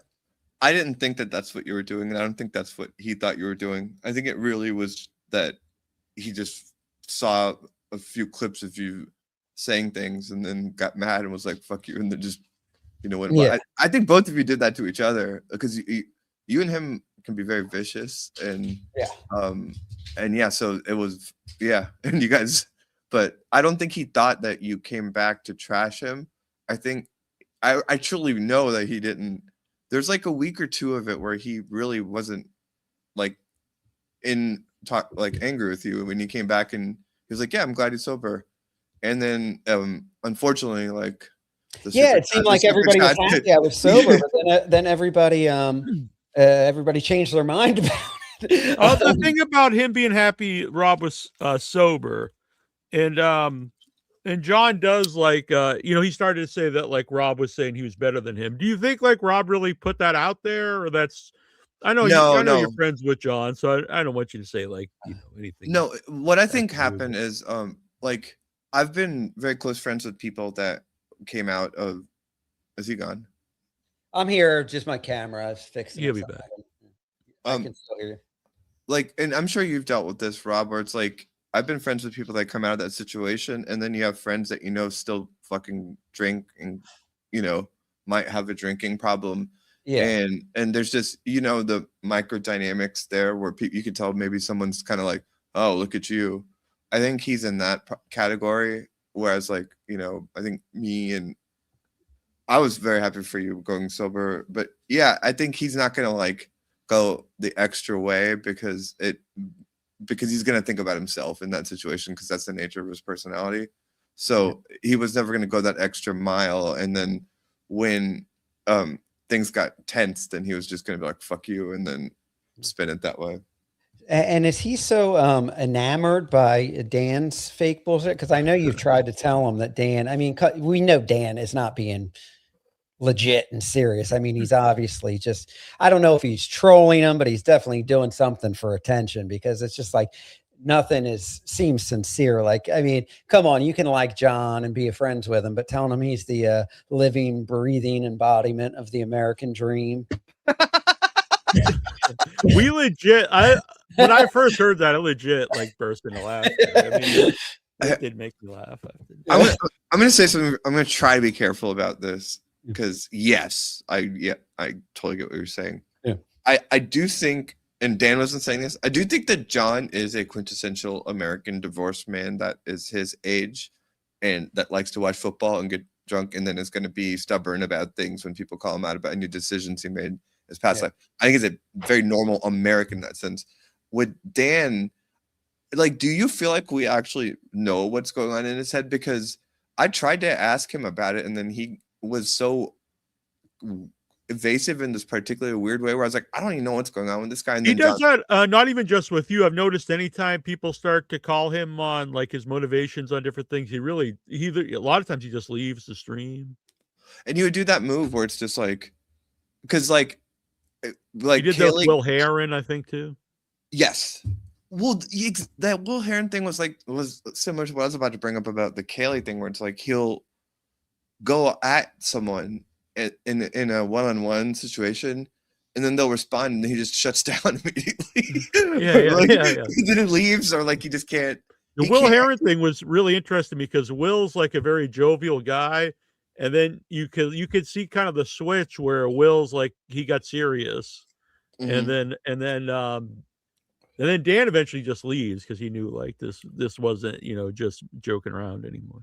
He's got curiously thin skin in a one-on-one confrontation setting, considering when he's not one-on-one in a confrontation, he threatens people and like does shows just trolling people. Yeah, well, I think it spoke volumes when you called him out about that. What was that guy, Patrick Tomlinson? And there's some really dark stuff there. And he seemed to be dancing around it. And he's like, "Oh, well, it was me and 60 other people." Yeah, but why? You're a grown up. Why are you a part of a group of 60 harassing some man and torturing him?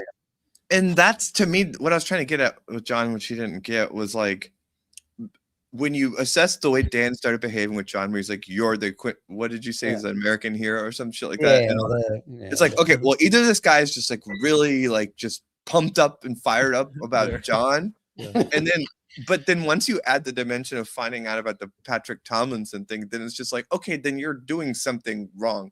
But I think it's instrumental to think about his relationship with Chad Z, because he was like that with Chad, and then when Chad didn't like reciprocate it, he like lashed out at him, almost like in a cable guy, like attachment weird. Yeah. You know what I'm saying? Because I mean, Chad, we know Chad's not the perfect, but John, it just seems as long as you're complimenting him, he doesn't care the context of it, where I think probably Chad sniffed the bullshit and wouldn't go along with what Dan was doing. Like, because you could see, like, if somebody came on here and told me that I'm the living, breathing embodiment of the American dream, I'd be long done right away. I'd be like, this person's fucking with me. But John's just like, yeah. That's a good point. Yeah. That's what I was trying to say to him too. And like, it's weird because like I've been accused of the same things that people say about Dan, but I would like to think that I never like was just like that. Yeah, you don't say that stuff. Right. So, but it was an awkward situation where I was like, well, come on, John. Like, do you want to hear someone talk to you like that? But he did. Like, what do you think about this? Because this is what he said to me when I said that to him publicly and privately. Like, for him, his argument is, look, I don't really have that many people like going to bat for me in this space, and I don't want to start fucking, peeling the few people that I have off. And when he said that to me, I was like, well, I do understand that, but then there was a part of me that still felt like, well, this guy might be like trying to ruin your life, and you don't realize it. But I don't know that. I still don't know what Dan's whole. That's what I actually thought about the situation, because I was like, I actually do believe that you are friends with John, and that's like sincere. And I get the idea of like, okay, there's not many allies there, so let's not get rid of who's around. But if like it's clear that the guy is like either trolling for whatever reason, whatever his payoff is that really being a friend to John to keep someone around who's not actually there to be on John's side? Right. And look, I mean, I don't know if you saw that when I really went there, like, and John just yelled at me the whole time, but like I tried to really be like, there's an analogy here where you're Patrick Tomlinson and just John was not. Yeah. I mean, he's like, and he thinks Dan is like the greatest guy. I mean, maybe if you would have given John your what's the password he gave him, the right, because HBO Plus or whatever it was. I think it was. That was a big argument. Dan gave him his baseball game or something. Yeah. No, and I think like I'm not speaking out of school. It's like, I think when John's reflected about it, I wonder if he feels the same way about Dan. But like in those moments, yeah, I always end up like reflexively defending him in situations like that, because he really just I've just been there with him where everyone is just attacking him every second and just like relitigating every thing he's ever done in his life. And so I always have like a soft spot in those situations, but I don't understand how you could I would never trust someone personally that just sat there and complimented me. Oh yeah. Oh, you know what I mean? Yeah. No, I mean, I don't think that's, it's not normal. Justin, $5. John isn't capable of being a friend to anybody. Ava knows this. Throb, I guess that's me, is a peanut brain like Stuttering John and focuses on the people who trash him. I focus on everybody, the people that trash me, the people that compliment me. I focus on it all, sir. I was talking to my mom earlier on the phone, and I reject that. Like, and I don't know how I got off on this riff, but I was just like, if you really deconstruct all of the issues that people have with each other in like politics or in marriages or any of these complicated situations, it really does come down to, can you just be nice to me? Or this person's being mean to me. Like, even like our president, like, if you really think about, if you just weed through it, it's just like, this person's being mean. And and so like, I don't think that John just like, when John says it, it's just, he's so much more literal about it. Yeah. But I think everyone in this space is so sensitive. And I've watched so many people that just, if you look at someone like Buckman, like he because he's got a grudge about something that each person did, like karmic or any of these people, he just reflexively will never take their side or just look at anything like objectively because they said something mean to him. So I don't think John is is alone in that. I think everyone in the space is kind of like that, and all of us would ideally not want to be like that. But yeah, I mean, he's not the only person that just lashes out when people trash him. Well, yeah, it's just he does it in such a way that I guess he says it. He says it. He just says but he also takes like any type of disagreement. I think I don't think everything he takes as trashing is actually someone trashing him. I agree with that. Well, he takes it that way, but I wouldn't if I were him. Right. Yeah. How go ahead, Robert. No, I was going to say, do you find it hard? Like for instances, like when you do disagree with them, I know firsthand, you probably get anxiety, like either not saying anything or how to say it, because, like, even like when you said something about the strikes, he didn't take that well. No, I had so much anxiety because I knew I was going to bring that up, and then he made me cry during it. But not like, I'm not saying this is someone that's like just been like talked to like that and like has this like abuse mentality about it. I do feel like that if you really zoom out and look at people in our lives, and maybe I might be the only one, there are people in my lives that are like that, where you can't get real with them and you have to find this like way to say that to them, and they have other redeeming qualities about them. And so I don't like singling him out in that area, because there's so many people I know that you kind of have to, there's people that want you to just be direct, and there's people where you kind of have to talk to them in a certain way, and they're going to get mad and all that, and they'll think about it. And I can at least say in John's situation, he thinks about it afterwards. He'll blow up, and I know he'll blow up, but he'll talk to you about it afterwards and reflect on it. That's my experience. I don't know if that's your experience with him, Rob.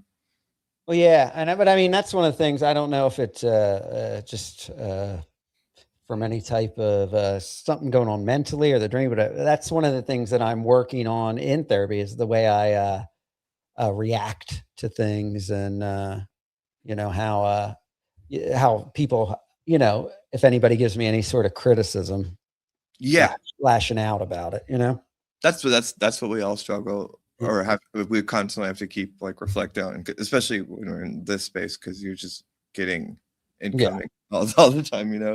Stutjo, $2. Stuttering John used both of you, Ava and Rob. He's poison for you both. Light, 632, $2. Ava has bigger arms and pecker than Rainbow Rob. Well, probably. I mean, listen, come on. Trying to hit the gym, but I don't think that helps with the pecker. Yeah, well, yeah. Well, they say, somebody was saying you gain an inch for every 50 pounds you lose. So for every 25 pounds you lose. I should have gained 2 inches down there by now. Does Ava worry her family will kill her? Whoa. You know, it's funny when people say that in this space because a lot of them are the very people that would throw gays and trans people off the roof if it were legal. My parents are Muslims and my mom is religious, and me coming out, it's made me closer to my family. So I don't know. Question from Missy B for you, Ava. Missy B, 1999. Thank you. Hi, Missy. She said, "Hey, Ava, while you're here, do you want to own the things you have said against Rob's sobriety? Carl, myself, your place in John's life. Why should we believe your sincerity right now?" Keep that on the screen. I'll go through them one by one. Okay. The things I said about Rob's sobriety. Well, I have heard you say you thought you said he was on things. He was on like pills. Oh, absolutely. If you look at the trajectory of it, and you know this, Neil, and you should, I think you know this, Rob, because I would super chat into during that transition before I started taking shots at you, because I had reached out to, or I'd super chatted and I was happy about your sobriety in like the first day that you came back. Yeah. And I meant it. And then you took shots at me on John's show, and then the next day I would super chat into your show and be like, "Why do you I didn't say anything." I didn't take shots at you until like after the whole turn thing happened. I thought. I mean, I don't think I was taking shots at you because I remember trying. I was like, "Oh, I'll play nice," because you came on and seemed sincere the first day I was back. I think you guys all went. You and Dan. I was nice to you and Dan. I think you guys went once I started doing point dabble point and all that. I feel like that's when you guys just saw. Well, John didn't initially start trashing me, but you and that's what was happening. You and Dan were going in and trashing me, and because he's like, "I'm not going to say anything bad about Rob," and then you two would go at it. He would just laugh at you guys insulting me. I think we would just go ahead. So that, I mean, then I responded. I said, "Oh, I guess Ava's fair game now." Listen, first of all, I don't care, or I don't judge it. Like, it's fine. But I think we have a difference on the time frame on it. And I would argue that if you looked back to those shows for that first week and a half, I kept coming back and saying, after you would say something like, "I was a hairy, ugly man," and I would be like, "What the fuck?" Like, I thought we were cool. That's my side of that story. And then to me, after like 4 of them, I was like, all right, I'm just gonna say he fucks dogs again. No, I remember.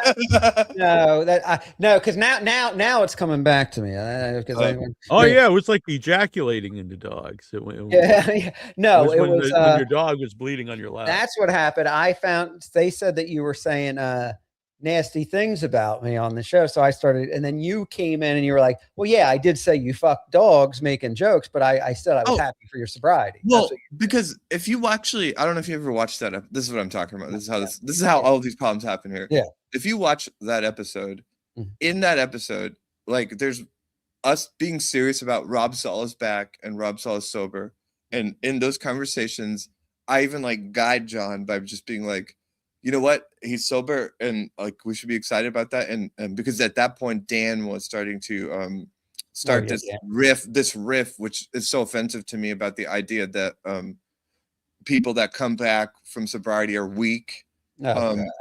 And so I was, whenever me and John were being serious about that, I would say like, "That's not right," and I would just make these arguments for you. But at a certain point when you're doing a show like that, and I think you've said the same thing, like if somebody just would super chat in something that was just an easy layup to make a dog fucking joke, I'd win for it. Yeah. But it was obvious. I was getting a little carried away with the dog, because the dog, and you know, as long as I didn't even hear what you said, people just said like maybe, and I can tend to be like John with that too, where I just hear you're trashing me. If more than one person says that, I believe it without investigating myself, not to the level of Karmic, but you know, like Karmic will go on a full rampage with a super chat that says, "Hey, this person called you this." But yeah, and now that we're like deep diving into it, like that's how it started, was like there's just this episode where I said these very like thoughtful things defending you, and like kind of laying out how we shouldn't even get into this thing about what Dan's trying to say about weakness and things like that, because Dan was starting to plant ideas, that's the thing you don't want to do with somebody that drinks and their friend becomes sober, is start like creating this dividing line. And I preempted that, and I was very thoughtful about it. But at the same time, we are on John's show, and people do set up super chats. And if there was an easy layup for a dog joke, I would. And so that's what happened. Course, and I don't blame you for not watching all of John's show and knowing that. But I did super chat you the next day to be like, yeah, I made a dog joke, but like, did you actually see the episode? And it got into this loop. And then eventually it was just like, yeah, fuck it, we'll just talk shit about each other. And that's So, So I mean, were you just trying to be funny? By the way, in that episode, I mean, as far as like saying that I'm back on drugs and that you could tell I was using again, like things like that. Like, no, that was just me being at war with you, and I would observe that I felt like you're on drugs, and I would say that. Yep. Well, I don't know. It's what it is. All right. Thank you. I don't. No, I didn't answer. Do you want me to answer? Rob just cares about the one about him. I think. No. Oh yeah, we got more. Hold on. Let me. Where did I? Now I lost Missy B's. I'll put it back. I forgot you were. It's your call. It should be under the starred stuff. Oh. Anthony's here too. Yeah. Where was I? Can't find it now. Okay. Well, she's got more on here. I'll find this one. She put one. Ava, none of what you said was owning what you said. It was pure deflection. Being that I didn't get to the. We only covered the Rob part of that. No. What was the rest of it? Why can't I find it? She had 5 things. It was about her and Carl. I'm not sure what. Oh, it was definitely about Anthony and being John's friend. Something I don't know. Yeah. What am I doing? Now I'm losing. If it's not interesting to you, then I can have. No. I want you to answer it. I just. I found it. I got it for you. You got it. Thank you. There we go. Rob's right. Carl. I think that me and Carl have an understanding of where we're both at, and I don't think that I don't think there's any. I spend more time actually complimenting Carl in the last few months. I don't think there's anything Carl needs cleared up with me. Like, we have certain disagreements, but I also defend him a lot. Especially I especially like to illustrate. To me, I used to think that Carl and Shuli were the exact same when I first got here, like 7 months ago in this area of the Dabbleverse. And to me, I'm very interested in illustrating the difference between them two, because I think that Shuli's a rotten person, and I think that Carl is just here for the laughs and has integrity and runs a good show. Yourself, you are someone that has, to me, on a political level, what upsets me about you, Missy, is that I am a person that has like a lot of criticisms about Israel, and what ends up being a problem for people that want to be critical of Israel is when people speak the way that you do, because every criticism of Israel, then they can say people are being anti-Semitic. And I think that you're very reckless in that language where that makes you look anti-Semitic. My understanding is that that's a real screenshot that John was referencing about the Hitler thing, and he said 2 kings. So I don't know. I'm a person responding to someone saying Donald Trump and Adolf Hitler are 2 kings. And so, yeah, I'm going to be critical of you in that sense. I called you like an ugly bitch and all that stuff too, but we're kind of at war here. I don't know you. And I don't think it's not like you've ever been nice to me. I don't know. And if I ever came to Greenville, y'all want to have a beer, we can talk that up. But yeah, I mean, what basis are we going to coexist when Anthony is this person that goes on TSN and they all shit on me and I'm fighting back with him?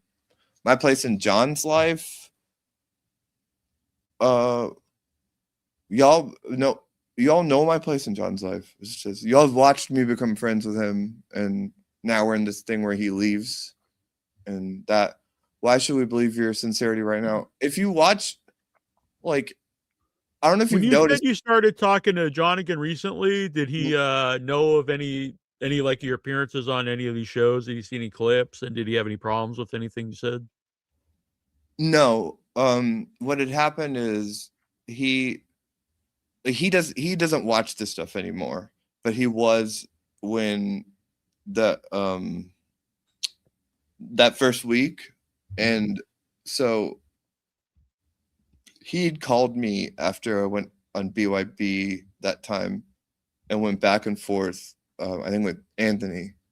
And to be clear, like if you watch any of my appearances on BYB since I started going on John's show, I always say things that you can clip and just say I was turning on John. It wasn't like I suddenly started bad mouthing John in that one in a way I never did.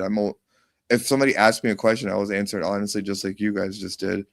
But he called me that next day, and him leaving made me start going out. So I was just like out.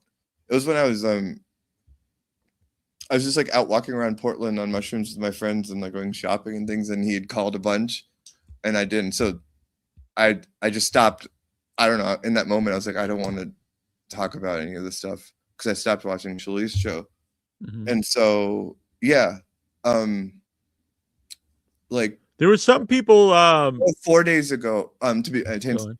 Yeah. 4 days ago, I texted him, and he said, I don't want to talk about, I texted him about this clip that someone posted, and he's like, I don't want to talk about Dabbleverse things anymore, but if you're still down, I'm going to be in LA next week. And so he asked me to come to LA next week to see him, and I think I'm going to do it. Oh, you're So, going to like, go to LA? Oh. Yeah. There I need was to leave there was something on the BYB show that people took as you attacking John. I actually took it a different way. It was because you said about like he was broke, so like what are they gonna get, like, you know, if they sue him? And I didn't actually take that as you like criticizing John. I almost took that as a way, I don't know, maybe I thought actually maybe John wanted you to put that out there because No. if it's out there that he has no money, like maybe, you know, people are gonna be like, why sue the guy? If you're trying to assess like John's relationship with me going on BYB, I assume that he would rather I don't, but he would never tell me not to. So he wouldn't want me to go on. Yeah, BYB. not just going on there. I Yeah, just make kind of the yeah. idea, like, But because it used to be John always bragged about being, you know, really well off. that's part of his contradiction. I felt comfortable saying that because he had stated on his show, he's like, well, what are they going to take away from me? And I was kind of referencing that in the sense that we're if you watch that actual BYB episode, I'd just be defending John. I just honestly, I think that's hurting him. Hours. I think his bragging about being so well off hurts him, you know, and now he kind of realizes that, and he's saying like, what are they going to take from me? I just want to say, I just want to say something too. Sorry, I don't mean to cut you off, but like I find it fascinating that you said that, you know, would you say, I'm sure he'd rather not have me on the show, but he would never say that. Before I went to it, when I did, I mean, if I had anybody on my show that he thought didn't like him, if I appeared anywhere, I mean, I would get shit. I mean, I had to walk on eggshells and tippy toes to what I did, or else I'd get an angry call from John about it. And like I said, the conversations I had with him off air were always Dabbleverse related, and that's including in that when I did shows and things in that of that nature. So I think if you really want to understand that, and this is something that people will never accept, it's that he has a trust level with me that's a little bit different in that, like, I'd never used him to start a podcast, and you didn't do that either, but I really just only would just go on the show, and that was more than enough being on the air than I wanted. And after a certain amount of time, he just recognized that I wasn't exploiting him for anything, and that I think I've made very good defenses of him. And so he actually trusts me in that situation. The reason I would say that he probably wouldn't want, if I had to guess, he wouldn't, is that imagine if you're him in that situation, and it's just, you're going to have a person that is going to be asked all these questions about you. And so nobody would want that, because it's just like, I don't want anyone to do that, but he trusts me in that area. And that's why he wasn't mad about all people clipped all these things trying to say I said this or that. Like, he actually trusts me because I wasn't throwing him under the bus. And if you watch that episode, I was on there for 4 hours, and like 99% of it was me defending John, and people just clipped like those two things. you know. And I do want to post this up. If you take my Hitler posts sincerely, you're more low IQ than a brick. I do think like when you say like happy birthday, you know, Adolf Hitler or two kings, it's probably you're trying to be funny. You know, it's very absurd. You know, if that's your response to it, I've never seen your response to it, then I'm happy to engage with you about that. But I hope you understand that considering, look, like I think that every group of races and all that have racist people in them. I don't think that there's like a white privilege in this. I just think that if you look at Anthony's output, like it is about signaling out particular races. Well, I think you should find a better instead of like the happy birthday Hitler thing, I think you could find like real things, I think, that someone has said, as opposed to like an edgy joke. Like what, you know, I was on the internet in the early 2000s, and you know, you'd have like Hitler smileys and stuff, and they weren't like actually racist people. It was just, I don't know, this was like the most edgy thing. I don't know anyone that jokes like that, but fair enough. I didn't About even Hitler. Yeah, I don't know anyone that. I mean, it's gone. I mean, it was for like 100 years. No, like, in the sense that like time for Hitler. In the sense that this is in my view, she's an individual that is a Trump supporter, and she groups him with Hitler on Hitler's birthday and calls them both a king. To me, I ascertained that she wasn't making a distinction and that one of them wasn't a king. I know that she liked Trump, so I think it was kind of being an edgelord kind of thing. That's how I would view it. I maybe I'm wrong. I don't know. I've never seen her actually respond to it. So if she's saying, I'm happy to engage. I thought you meant me personally, but I see Missy respond to it. Well, yeah, I just never.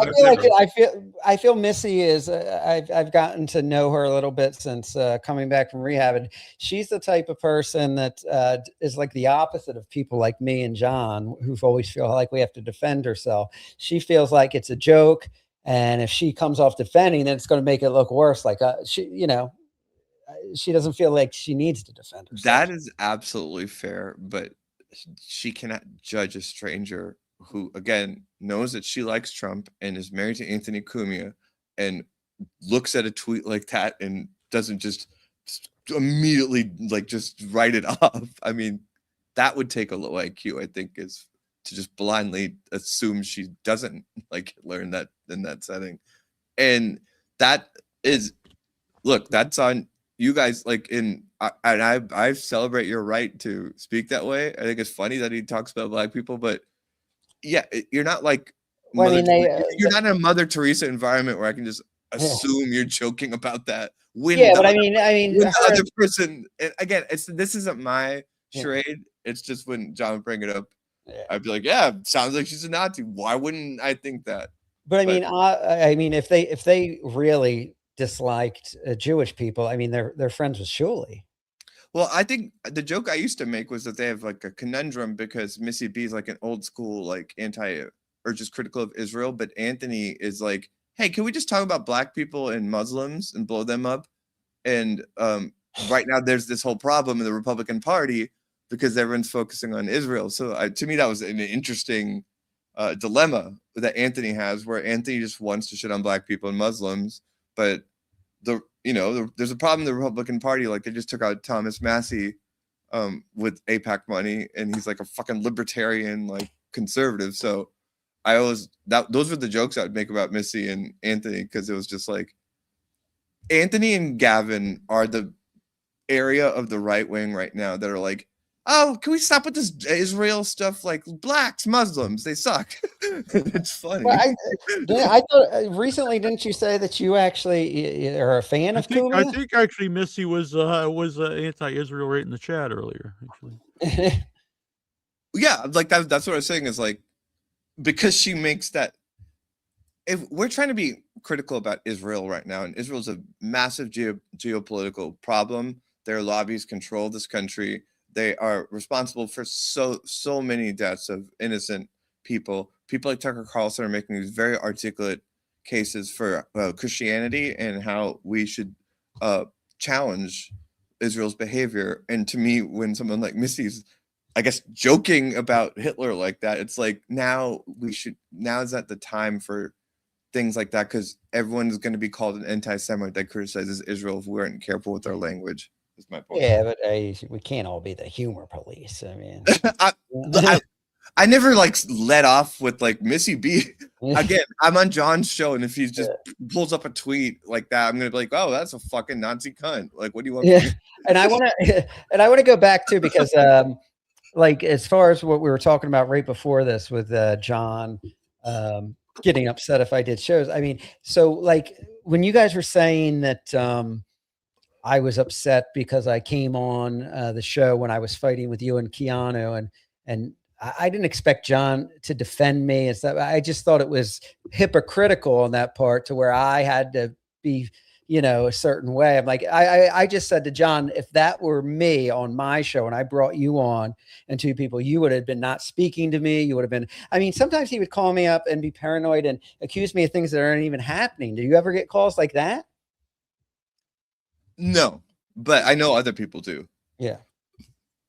This is what we're gonna disagree on this one. Like, I feel like you were so off base with that. Like, it's not a equilibrium with John, and you have to recognize that. And you know that more than me because you've known him longer than I have.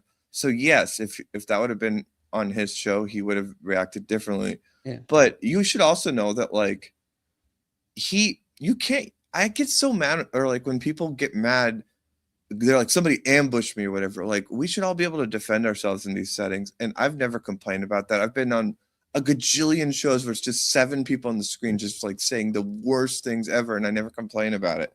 And it's just like in your case, that next day he asked me to come on your show, but then you were there, and then you were kind of throwing a hissy fit. And so he asked you if it's okay if we bring Ava on, and you said no. And then, so he didn't have me on, and I didn't throw a tantrum about it. I was like, okay, Rob does some. I didn't throw a tantrum about it. I just said it was hypocritical. But you cited that, like, even after you came back, as like. Well, yeah. Well, I don't remember saying no, but you know, I'm sure it did happen. There's a lot of shit I did and said when I did John's show. I wasn't always rarely in the right frame. No, when you came back. But when I came back, I didn't say, "Oh, this is the reason I'm mad at John." I just think it was one of 2 main reasons that you cited for that. No, I just said it's hypocritical, because if that would have happened, and you know, and I get what you're saying, that I should expect that, but I mean, it's also a sense of where, like a spoiled with a child, you go, well, we know he's like that, so you know, it's okay for him to do it, but not me to do it. Listen, I'm not holding on to a grudge about that. I've had Keanu on the show. I get along with her. I have you on the show. I'm being, you know, we're having a civil conversation. So I'm not sitting there holding on to this grudge and upset that he had you guys on the show with me. But it felt like you did hold a grudge against him. But if you're saying you don't, then that's fair. Yeah. But I mean, did you know it was a lot of work being John's friend, though? Again, like, do you not have people that are complicated like that in your actual personal life? Not to that extent. But what if you made the difference between, like, he is stuttering John. Yeah. So there's a little headroom there, but like the personality, like, complications, I don't find him to be that unique compared to so many people I've met in all the cities I've lived in. Like, there's just people that are like that.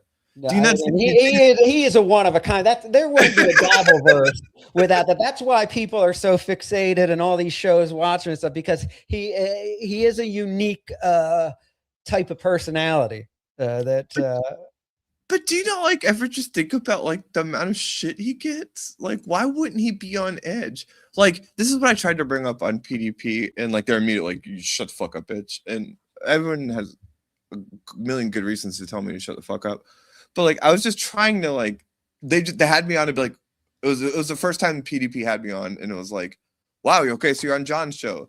And I just tried to point out that like he came from an abusive childhood and then immediately was on the Stern show like when he was 20 years old. So like he's a guy that's reflexively defensive, and like in a way where like he's balancing pride between like protection and yeah, like ever since he was like 20 years old, he was on the air with people just trying to fuck with him, and then he's fucking with them back, and so he's just paranoid and reflexive in a way that none of us will understand because none of us were like had that experience of being like Stuttering John on the Howard Stern show. And so I guess I just calculate that in there, and that's not to say that I haven't like been like, this is fucked up, something you did, and confronted him. You've seen a lot of it on these shows, but like, yeah, I don't know how to not calculate that in when I think about him. And I mean, but I do have to say that it's the business that he is in. It's like a ball busting business. People bust each other's balls, and it gets to the point, you know, like I think the turning point you saw on like is when he was on the Artie and Anthony show,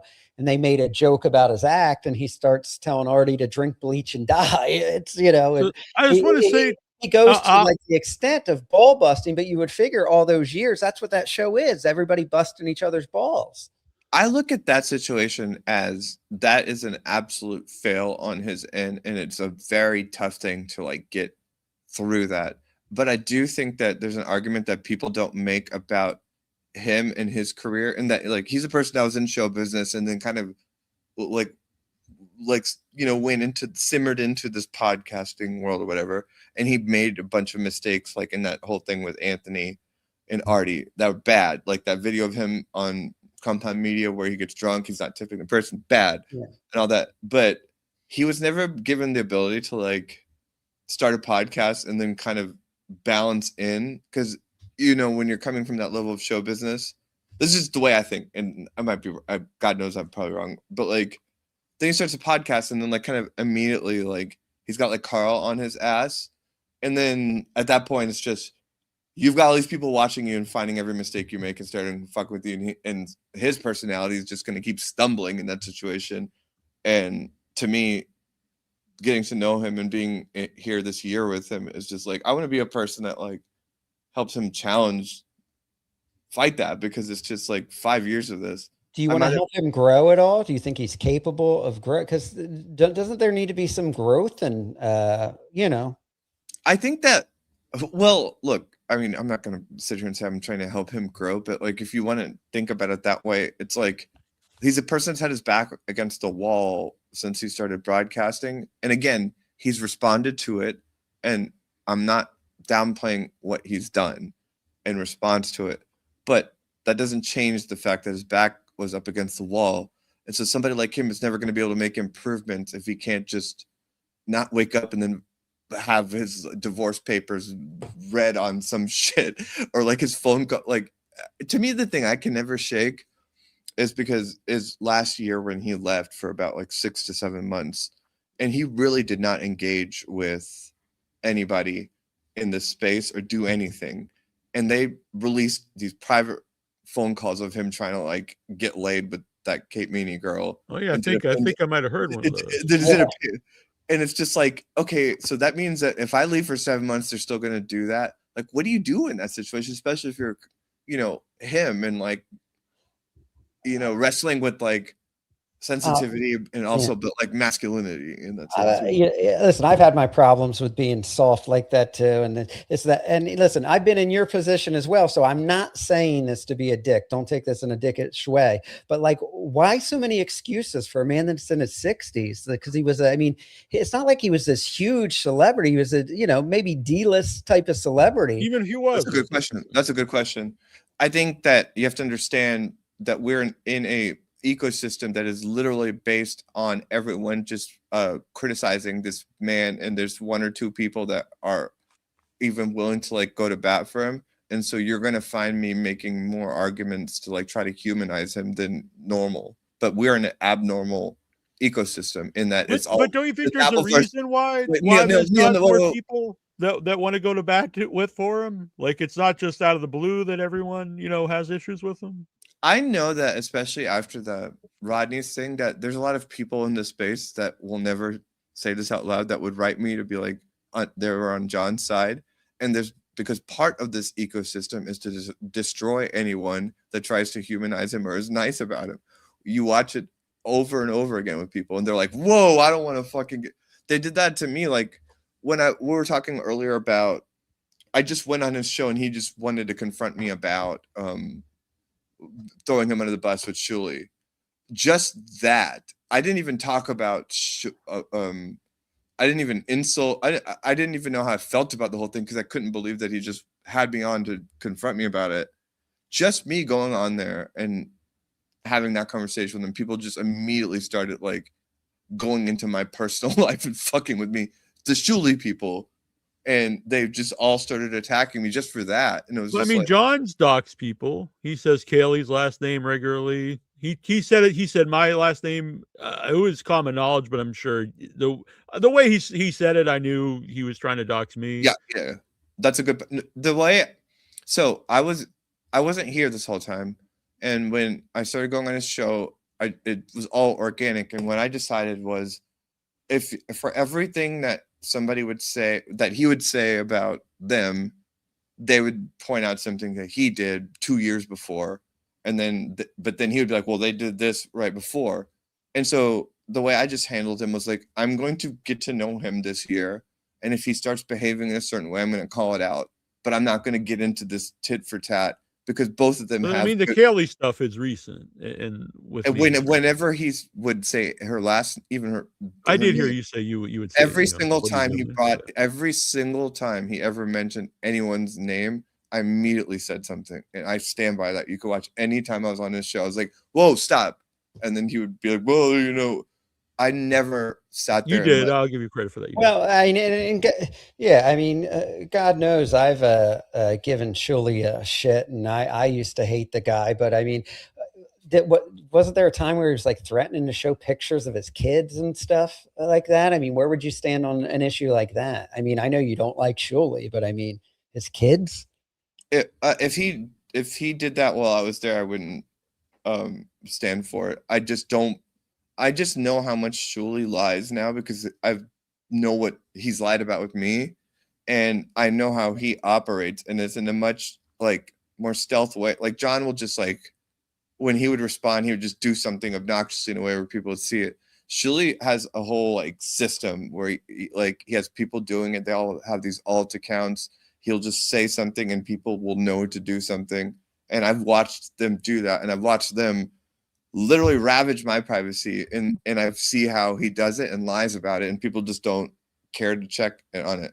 The difference is when John would do it, he would just clumsily do it. But what Shuli does is worse and more stealth. And that's what makes me sick about him. And that's what's made me upset and like have the negative feeling I have, because I know I get it now because I've been on the other end of it and I know when he's lied. I also there's multiple people who sent me that they saw you in chat saying, you know, Rob was on drugs, and I have some people saying that you DM them that saying that Rob's clearly on drugs. So that wasn't like on a joke. I've never like on DM'd anybody about Rob being on drugs. God, maybe I should. Maybe I have a little more fun. That's the other thing is people just like, I'm like not DMing like people to gossip about anything.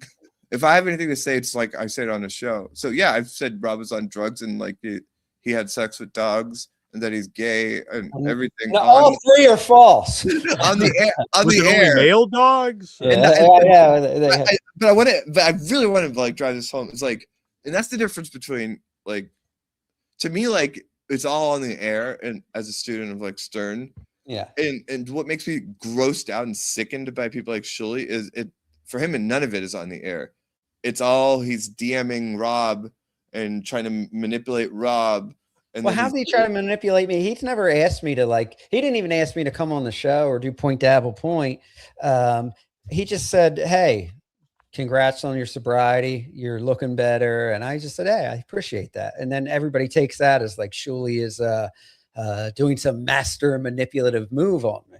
Yeah, that wasn't a good example for me to lead off on because we can't litigate that. When I see that, to me, it's another example of him trying to manipulate someone to fuck with John, because I know that he's DM'd Grillo, he DMs this person, like they tried to get me to like fuck with John's, like he's always like, that's what's so gross to me about him, is that he's always like infiltrating in John's life anytime there's an opening. And so I understand that for you becoming sober and just receiving a message from Shuli of goodwill, you're going to kind of be like, that was a goodwill message.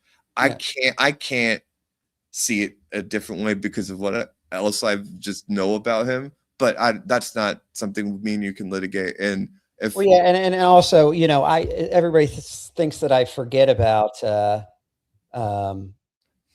you know, all the stuff Shuli has said about me, but I wasn't being kind to him either, and I was saying a lot of nasty stuff. So I was like, all right, I'll let bygones be bygones, you know?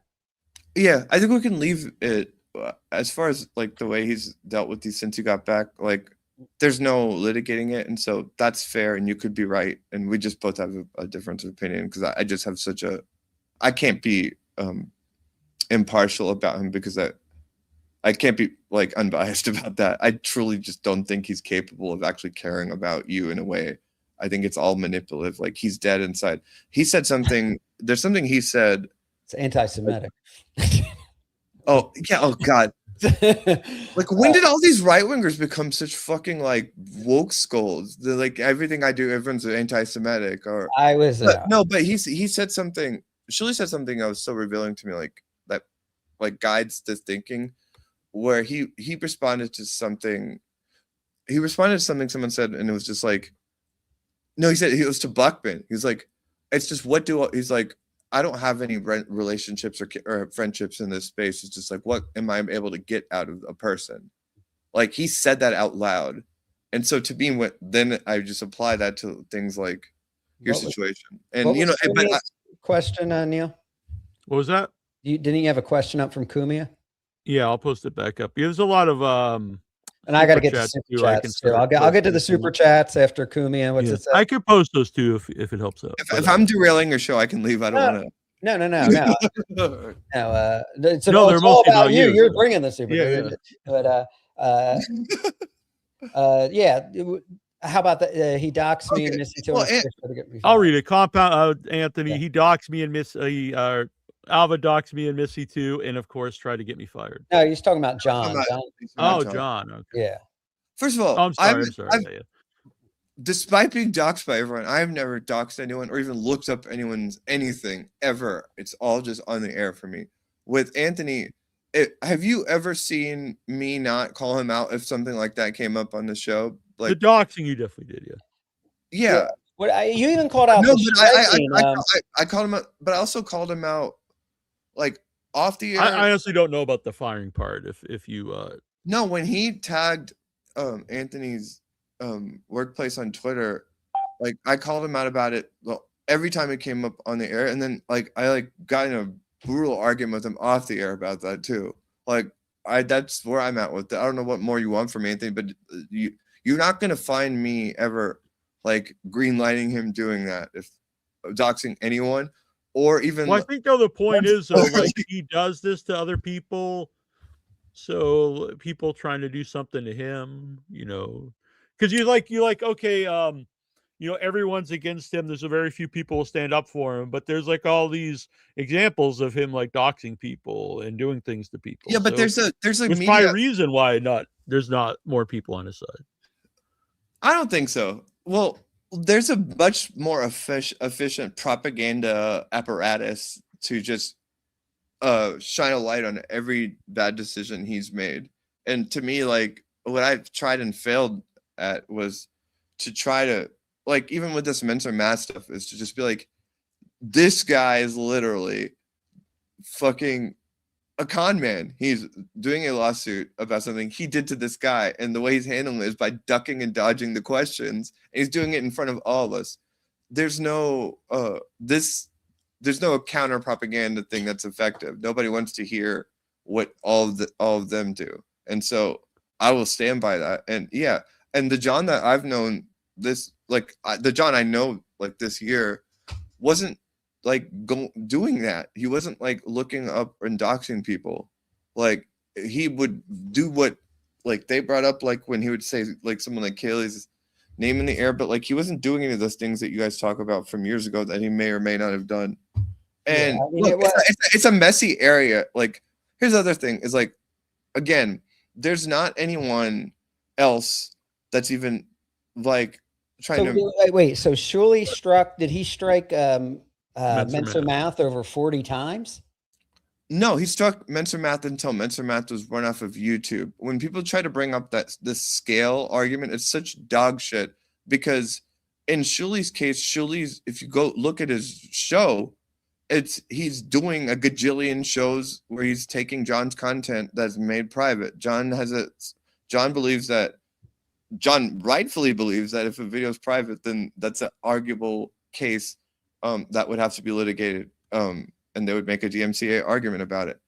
So yes, there's a lot more on John's side of it, but there's also a lot more videos about John from that network than anywhere else. Okay, yeah, but when I got mad and struck somebody for using my content behind a paywall, John put out this letter from the desk of the Duke calling me out on it, didn't he? He said that clippers shouldn't be struck, and he didn't write that. He didn't write that. He was just Was that AI or No.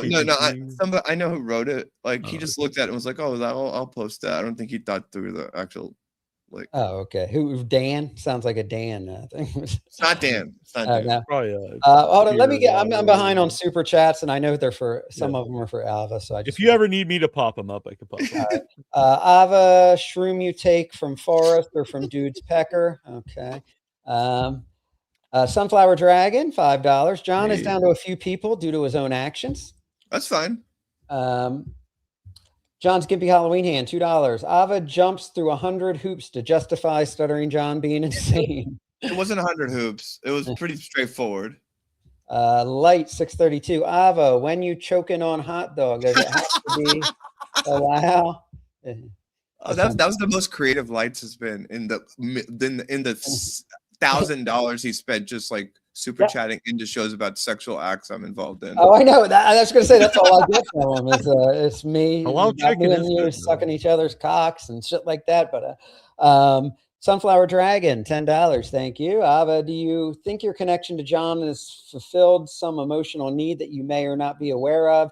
Not in a general sense, like friends can be put him specifically. Not in a general sense, like friends can be, but put him specifically because of his behaviors. That's a good question, but no, it's like at this point in my life, like if you talk to my friends, I'm like bored with the people that I agree with about everything. And so in social settings, I would always be the person that ended up talking to like this like weird old man or like this Nazi at the bar instead of my friends. Or just anyone that's just interesting and not just have everything in common with me. You should be a fan of Missy B then. If you're talking to Nazis at the bar. Well, Missy B would look at me in a bar and be like, "You're a fucking man, Muslim fucking freak, whatever." But I'm sure I would have fun talking with Missy. But Missy is a white supremacist. Missy she says, you just said you were hanging out with Nazis. Yeah. Ava, none of what you said. I know, but yeah, well, yeah. But there's a different. Wait, go ahead. Oh, I was just reading Missy B, just another super chat that she did. I pulled this one up earlier, but when we were looking for the other one, she said, Ava, none of what you said was owning what you said. It was pure deflection, being that you're so deep into psychology. I will say I did get a reply saying she did 1,000,000%. It's a lot of zeros. I don't know how many zeros there. DM them about Rob being on drugs. Yeah. Show me a screenshot of me DMing anybody about Rob doing drugs. Well, back to Mensa Math for a minute. So when he countered the strike, I heard, and they kept striking him after that, or I don't know what. I don't get the whole, because that seems to be the biggest thing with the striking. Because John has been striking TSN, but you're still anti-strike or no? Yeah, well, I look at it the way Carl does. What I said on John's show is like how I feel about it is that there are to me, like this revenge striking is a problem because it makes striking this like universal thing where it's like in the sense that they're small like if you look at it through the Dabbleverse lens, the small creators are the people that just want to cover people's shows and then troll them or whatever. But there's like a counter argument to it where like a small creator should be able to like curate when people see what they make and they don't have a bunch of money to file a bunch of lawsuits to get people to protect it. And so in those situations, strikes are okay. That never applies here. So I'm against any of the striking in most of these cases in the Dabbleverse, because no one's just ripping content. They're doing transformative, and they're just watching clips and talking about it. And so, yeah, I'm against striking in that sense. And I evolved into that, especially in the last 4 months. And a lot of Carl's arguments made me think about it that way. Does that make sense? There's situations where strikes are okay, but they don't really apply here in the Dabbleverse because everyone's just doing this one thing. And then that, to me, that. So what do you think about John with the nonstop striking? Well, yeah, and I got a message too saying, is it true that you struck TSN because you didn't want them goofing on your comedy, and isn't that revenge striking? This is what is so fucked up about what they did, is I struck them once, and it was for the exact same reason that they struck Mr. Math, and that a paywall and paywall and private are interchangeable in copyright law. What they did is that I think Frog is one of the people that doxed me, and so they found that this YouTube channel I had from before and saved it, and then months later they just pulled it out of nowhere because I super chatted him and called Shuli a liar. They get to decide, oh, it's Ava's mad because their comedy isn't funny, or oh, Ava's mad because it's pre-trans. What you all don't understand is that YouTube channel was like it was like just my fucking friends that I was in bands with. That was never like meant to be presented to anyone. And that's what YouTube was like. And because again, these are videos of me when I'm like 21, 22, 23. And a lot of them are like short films I made and ideas I had that I knew I wanted to revisit. And now that I feel like I could make them better. Is it true that the video was public though until you realized TSN had it? Then you made it private? Because if it's public, no. I made a clip of this. I'll send it to you. Where Frog literally says, "We found it before she was able to make it private," and then showed it, and then started uploading. Well, then you was public when they got it. It wasn't pub. Yeah, but it wasn't that I found out that they had it and made it private. There's a big difference between that. Like, then why did you make it private? Because you have to understand that I've like my birth name, and then this channel was under a different alias, and I did everything I could when I transitioned to not where there was no way anybody could ever, like, they could find my birth name, but the idea that someone would figure out that channel you would have to be stalking me. And so they found this like research paper that somebody wrote about one of the episodes of my show that I did, and then connected my birth name to that, and then found that channel. So you have to understand that in my head, it never would occur to me that anybody would have been able to do that.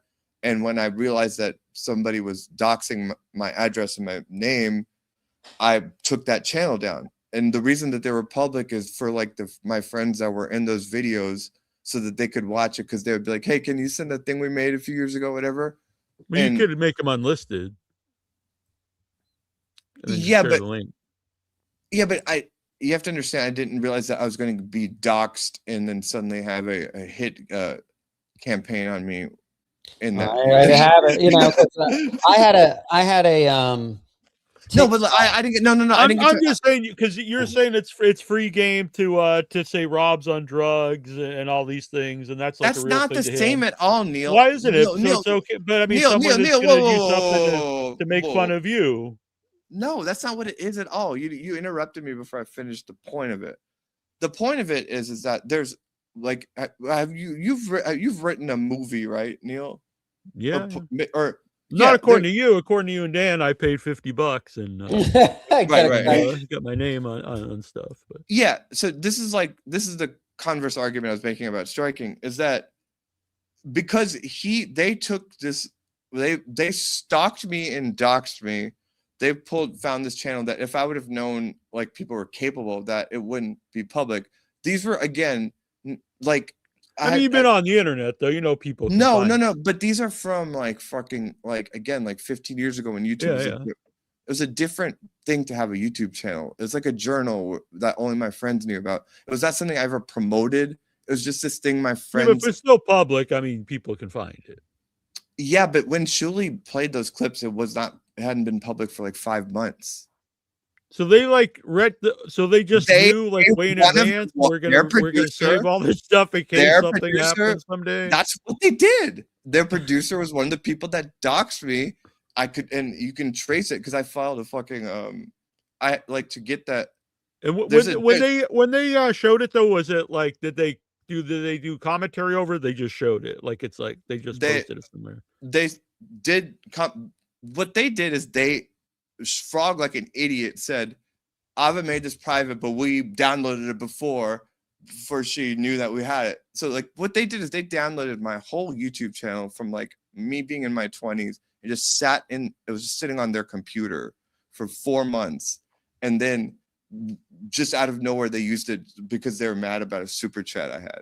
And they just busted out. When they downloaded it, were you on good terms? Like, I don't really understand. Like, they just like, let's download all this information. It was like we need it someday. Again, you have to understand, like, for them to have even known how to find it involves like psychotic like amount of work. Because again, it's not even they found my birth name.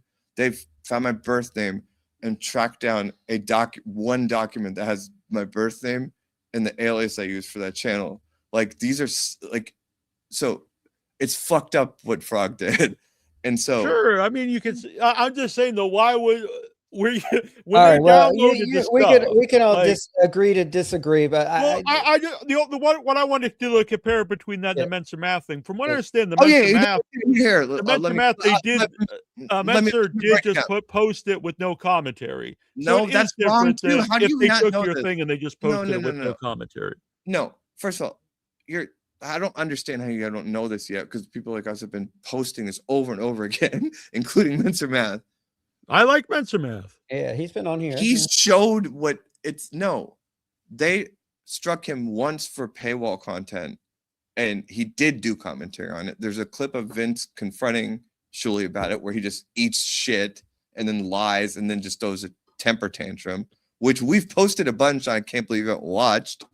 And then the rest of the videos he struck Mensa Math for have nothing to do with paywall content. It's just them maliciously striking him for little clips that have commentary on them until he ran off of YouTube. And because his father is a public figure, he didn't counter because he didn't want anybody to know his name and address. And so they just took him off YouTube. Oh yeah. So not only did they strike him for paywall, they struck him for maliciously non-paywall. There, if you understand that what they did is so much worse than you could ever argue John did. So John may have done more strikes, but they're consistent for a legally sound reason. They just struck Mensa for whatever they could on multiple videos until he got run off of YouTube. And then now they crowdfund a lawsuit on the basis of free speech. And whenever Shuli's asked about it, he's like, he just won't answer the question. I can't believe that we're just sitting there letting them get away with it. It's just the embodiment of like no integrity. It's so bad. Everything behind a paywall. I mean, but you're in demand tonight, Ava. So let me get through some of these super chats. Hold on. Okay, what can happen I'll be right back. Let me. Yeah, all right, go ahead. Go ahead. All right. I don't need to read that. Neal can't take his eyes off of Ava's chesticle skull. It's Vagina Wrinkle gifting a Saul Show membership. Thank you. I'm just skipping over the ones that are for Ava. So, Sunflower Dragon, John caught a free membership at TSN last week. I'm sure he loved that. Rob, Ava was trashing your sobriety. Of course, I've seen all the clips. Yes, I have. But we'll still have conversations here. Chillin', $2. Toddler Karmic X makes better content than Karmic X. For sure. Reverend Rage wants to know, how does Missy feel about Hitler besides jokes? Well, we're not interviewing Missy B right now. I do have another super chat, but it's from her, but it's for Ava, so I'll wait on that. What's this say, Neal? So John didn't act. So Don didn't act tit for tat last year. It'd be like You know, you do this to me, I do this to you, tit for tat. Yeah, I mean, well, that's the other thing is the John, that whole first blood mentality he has. Yeah. Well, the first blood thing, I mean, honestly, it's come back to bit him because he's talking about I drew first blood. I'm Rambo of the internet or whatever, and he was the guy that was the first guy to put up the lawsuit. So how can you feel bad when he gets lawsuits back? You know, he was the guy who started all this. Mr. Blue Sky, thanks for that. What kind of money is that? NOK. I don't know. I'm sure it's not. Well, it's 50 in that. It's probably like 8 cents or something. Yeah, I know that Compound Media is Anthony Cumia now. Thanks for doxing him. God, oh my God, I'm sorry, Mr. Nasty Neal. He's causing trouble. Chloe from Australia, $1.99. Why did Shuli strike Menser several times? We're not interviewing Shuli either. You'd have to ask. That's one for Ava. Me, Duke, Ava took on the entire Dab, and we won. Suck it. Well, if that's what you think, Reverend Rage. You know what? God bless Reverend Rage and Bo Beardington because they do support John. I don't really know why, but good for them. Good for them. Ava is correct about TSN. Those peds are trash. All right. We'll get through the ones now for you. Takedown. Thank you for being a member for a month. Ava, was Shuli stopped sending the link? Was he so bad? This is another area of absolute manipulation and just like how this is like why I fucking hate him. Is I stopped going on his show, and there's a 4-month period after that where I went on your show, but with both of you. Do you remember? Okay, explain this to your audience. Do you remember the first time I came on your show? At that point, like y'all know, got out of rehab, right? No, this was last year. Oh, I probably don't remember. Oh, yeah. Okay, it was just a big fight, honestly. I remember. Yeah. Anyone that wants to actually understand this, so after that, like now that everyone knows that he had asked me to do that and that made me uncomfortable, I didn't, or that they stopped inviting me, and I was like, are they not inviting me because I didn't go fuck with John's kid? I just left that and then just moved on and started going on to other shows and had a good time in it. But for those months, any show I would go on, everyone would just start attacking me for being Shuli's friend, including you guys. And so it's not that I got mad at Shuli because I didn't get to go on their show. Ask Robin Neal. Like, I came on your show and then y'all fucking grilled me about Shuli and I defended him like for like 30 minutes with you, right, Neal? Oh, I kind of do. I vaguely. I think I left, honestly. I don't think I was there for it. Yeah, I called you an anti-Semite and defended Shuli for like, and that was every show I went on. I would go on BYB. So that's not the timeline at all. Like, I was appreciative that they gave me a platform, and like for months I didn't. All I would do is defend them on every show I would go on. That's not how that went. I started getting upset with Shuli when all this shit started happening after, when I started going on John's show, and then they started doxing me and then lying about what happened and all that. That's why I hate him. And if there's a timeline of videos you all can see of me being on, like, again, on Rob's show. Why did you keep? Hold on. Before any more questions, real quick, I have to. My dogs are bugging me to go outside. I got to take the dogs out. I'm going to go off screen, go through this, and then get to Missy B's next super chat because that one's up next. All right, Neil. Why don't you come send her the link? It's like I don't want to sit here and respond to it for 10 minutes and then she just says you didn't answer the question. I'll get to it here. Wait, hold on. Hold on. God damn it. All right. So we have as I remember, when John got so upset with you when you brought up the striking, do you feel that made you uncomfortable? Did that bring up traumatic responses for you? You appeared really diminished. I think I'm here by myself for the moment. So, yeah, I don't know what's going on. By the way, this is probably not the greatest time to bring this up, but I'll be gone for the month of December. I'll be in Austria. I was granted so yeah, I'll be in Austria for a month. I'll talk more about it when it's up on their website, but it's a pretty big deal for me. Here we go. Ava, remember when John got so upset with you when you brought up the striking? Do you feel that made you uncomfortable? Did that bring up traumatic responses for you? You appeared really diminished. Well,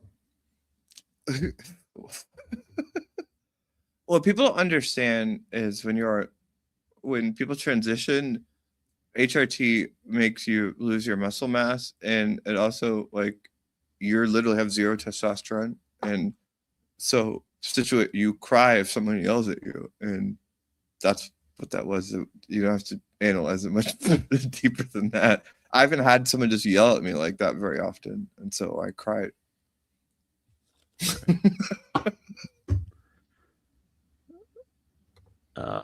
I don't think anyone's yelled at me at all, since I came out. But that was one of them. Grindle was one of them. I don't know. I've seen you in pretty intense fights on all these podcasts.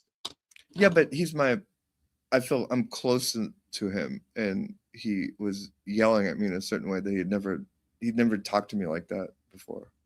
So I cried. Did he apologize after, or was that ever brought up off air or anything? Yes. But it was a difficult process to get it. It was he just tried to, he did that thing. Again, this isn't uncommon for, a 60-year-old man that's going to be stubborn.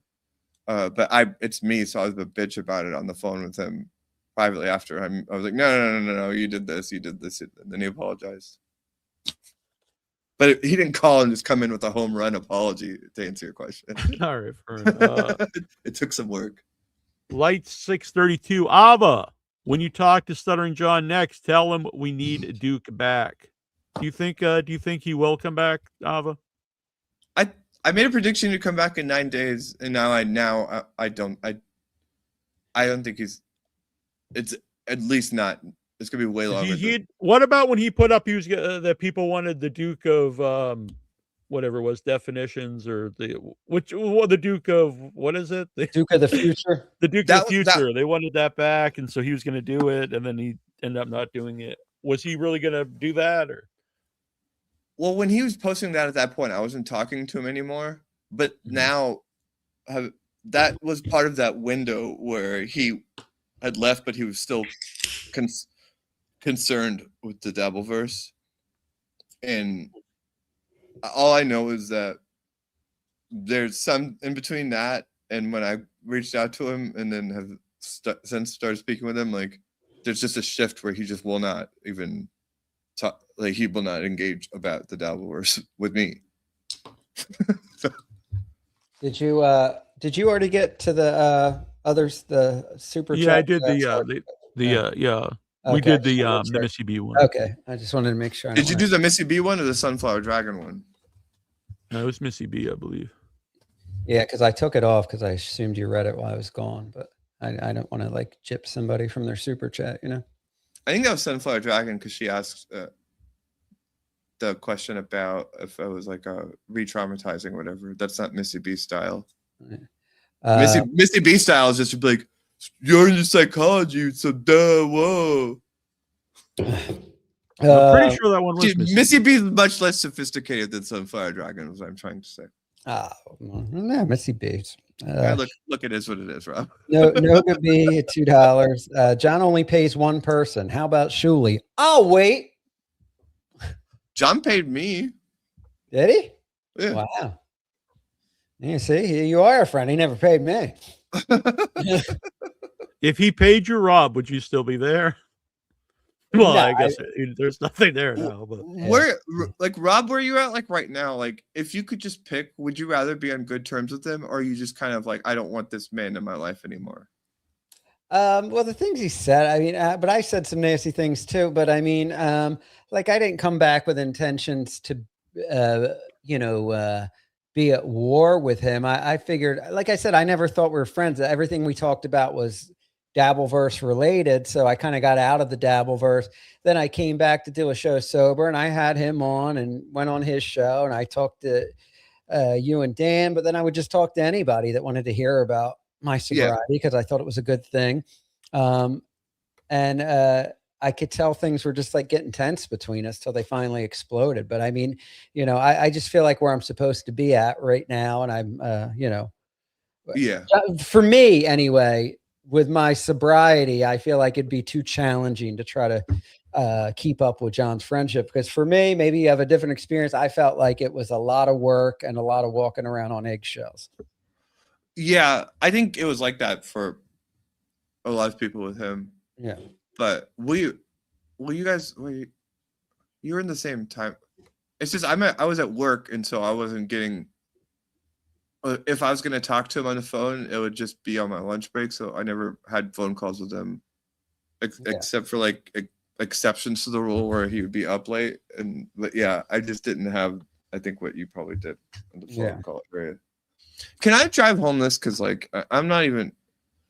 It was what I was trying to say about the striking thing is that if you're a person that like creates original content and you know that no one is going to see something that you're making, in the sense that I had that YouTube channel, and if I ever like suddenly met a celebrity or something and thought that people would have had access to that, I would have taken that whole thing down and curated it.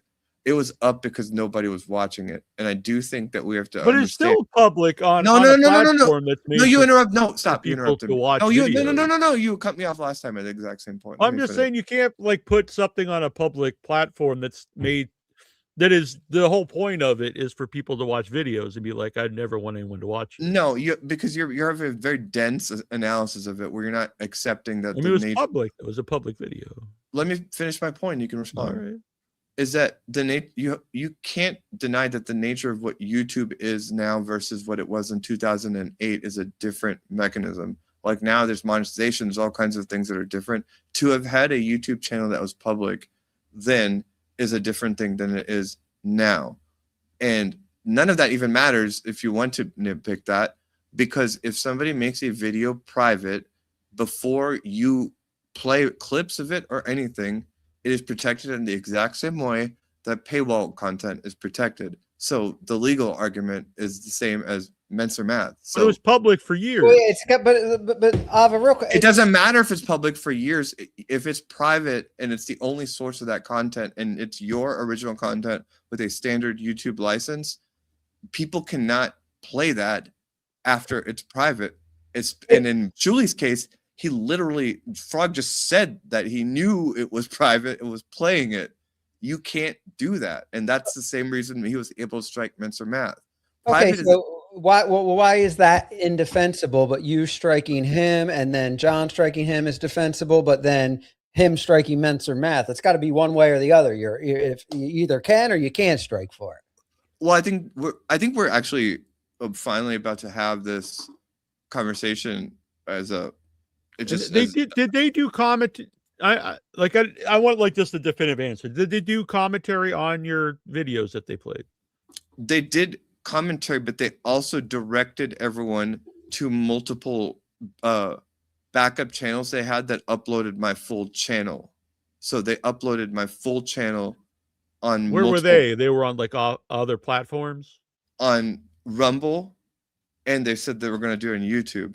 And when they said that, I contacted Rumble and said, and there's a way that you can contact Rumble and say, is this IP address uploading my channel? And it was them. So they were uploading my full channel multiple times on a Rumble, and they directed people in that clip to show that.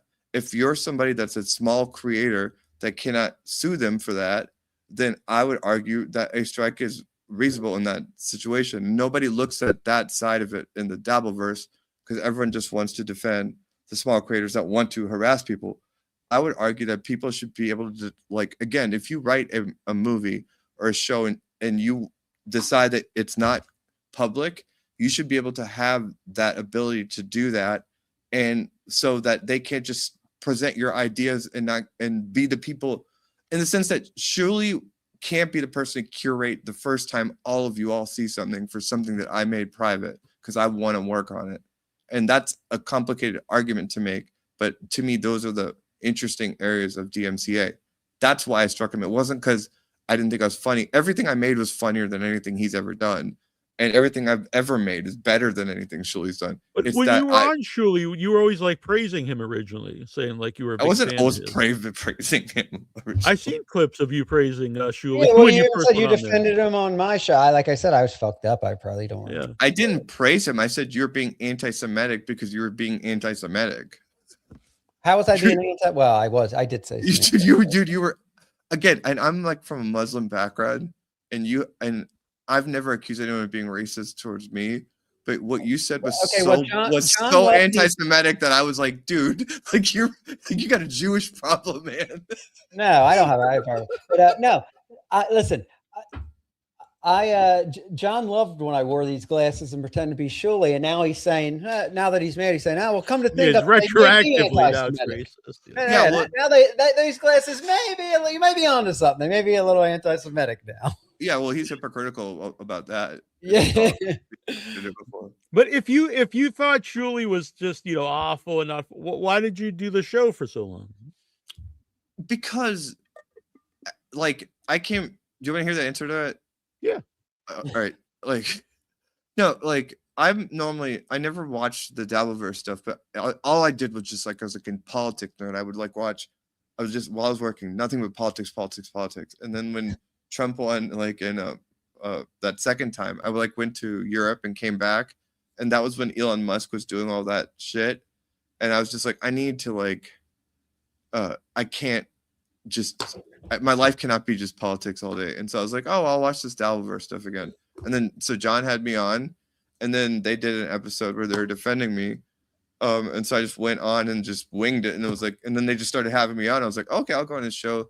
And so yeah, it's like he's from the Howard Stern show, and I was like, I'll go on his show. Yeah, it was like a cool thing to do because I previously had never streamed or talked to anyone on the internet at all. So it was a fun thing to do.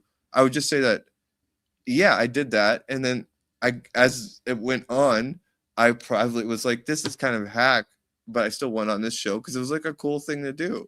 Like, why wouldn't I do that? And again, when he stopped having me on, I didn't get mad at him. I was defending him with you guys and people. So yeah, why wouldn't I go on Shuli's show if I'm like a massive Howard Stern fan and they want me on?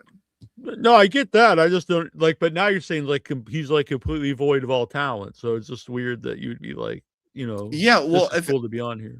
If you watch the first time that I went on John's show, which is actually 2 years, I went on his show and then disappeared for a few years and then came back.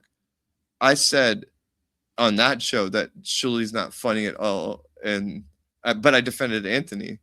Yeah, like anyone that's a Stern fan knows that Shuli was never funny on it. No one likes Shuli on the Stern show, but obviously if he wants to have me on his show, I'm going to be nice and go on it. You can judge me morally for it, but okay, whatever. It was honestly only when he started fucking with my life that I was like, fuck this guy. But I'm going to be polite with him. He was on the greatest show of all time.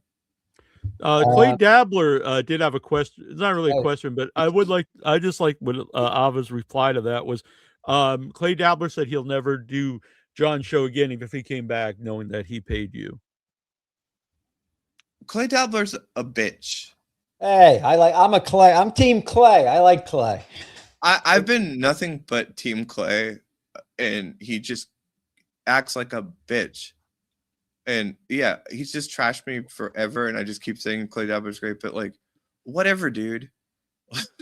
Well, I got a question then. Like he literally didn't go on his show because he stopped going on John's show because of a misunderstanding about that Friday thing. In that that day, as soon as I found out, I was like, I refused to go on John's show, and I wrote Clay saying, I'm so sorry, go on, I'm not going to go on. And I also wrote him saying, if you ever I could just tell he didn't like me on that show. I was just like, if you ever just want to come on or just don't want me on, just feel free to write me and I'll just leave. You have carte blanche on this show because you have been very loyal to him, and you're Clay Dabbler. That's been my position this whole time, but he still just held a tantrum and refused to go on John's show for months. So fuck him. Like, he could have wiped me off of that show, and he knows it because I wrote that to him. I was like, if he had such a problem with me, why don't you go on his show? But he's a little baby. He's more of a broad than I am, and he doesn't even have tits. Well, I could see that being an ultimatum, though, that would make John mad. It's like, well, I had to get rid of one of my friends to like satiate my other friends. Okay, then leave and don't participate in John's chat and like engage in his show. If you're mad at him, you said how funny Shuli was. I said that once, but I was lying in that. I mean, listen, I'm just like who the fuck am I? If Shuli has me on his show, I'm like, yeah, that was funny, but I was lying. So everyone if Shuli's funny is lying. If you want to like keep including you, Rob. Do you think Shuli's funny? Yeah, I mean, listen, but like he said, but he was not. I'm probably the only one here that's always had the same opinion. I've never had a problem with Shuli. Yeah, I mean, listen. I didn't ask you if you had a problem with Shuli. I said, do you think he's funny? Shuli makes me laugh. I think he's funny, but yeah, when I was Sour Grapes, yeah, I went around saying Shuli was a nobody and a hack and shit like that. I'm really not saying he's not funny, like over Sour Grapes. Again, I've never thought he was funny, but I did like lie to him and say that he was funny, like when I was going on his show at that time. But I don't normally. When you say that, well, then how is it people won't think that you're lying about saying you think John's funny? I think that like if you watch when I talk about John, like I just told you that he was a hypocrite about. Do you think John's intentionally funny? I think he's intentionally and unintentionally funny. Yeah. All right. Okay. Let's get to some super chats. Rob, you got Ava on now. You need the Duke on next. I don't know if that'll be. Link. The only time I ever asked John for the link was on his final show. I did. Listen, Tabby, you fucking cocksucker. Like YouTube is always public. Ava, you dumb fuckly. Yeah, that's no, that's not how that works, and it doesn't matter because if I decide something's private and then you just download it on your computer like a stalker psycho. Did they just download everyone's stuff that ever goes on the show just in case like something happens? They'll be like, well, just in case. There's a lot of this. There's a lot of this that I can't talk about because it's based on a tort like lawsuit that I had to do with the state of Oregon because they're the reason they got all this information. Which, by the way, I've won and it created protections for transgender people. And yeah, but Frog and two other people, there's the second I realized that somebody had found that document, I didn't know that document existed. It was not supposed to exist because it was supposed to be a redacted document. That's how all of this happened. So when you sit here and judge me about the public thing, you have to understand that it was inconceivable to me that anybody would find that because there was no documentation of Ava Raiza with my birth name. The state of Oregon accidentally had a document public that these psychopaths found. Would you have to understand how psychotic it is to have found that? And then they found that, and then they traced it through God knows how much work to like the aliases and the YouTube thing. So yeah, it's not that they download anyone. It's mine. They knew that I got the tort claim that I had to file a tort claim. And when I did that, they had initially rejected it. And these people found the document of the letter that said that they rejected it, and it tipped them off that I knew that I was being doxxed. And when I did that, Frog downloaded my whole YouTube channel, probably Vince. They did that because they knew I was finding out that they were doxing me. So they maliciously downloaded it, knowing it was going to be private, stored it on their computer, and then months later just busted it out.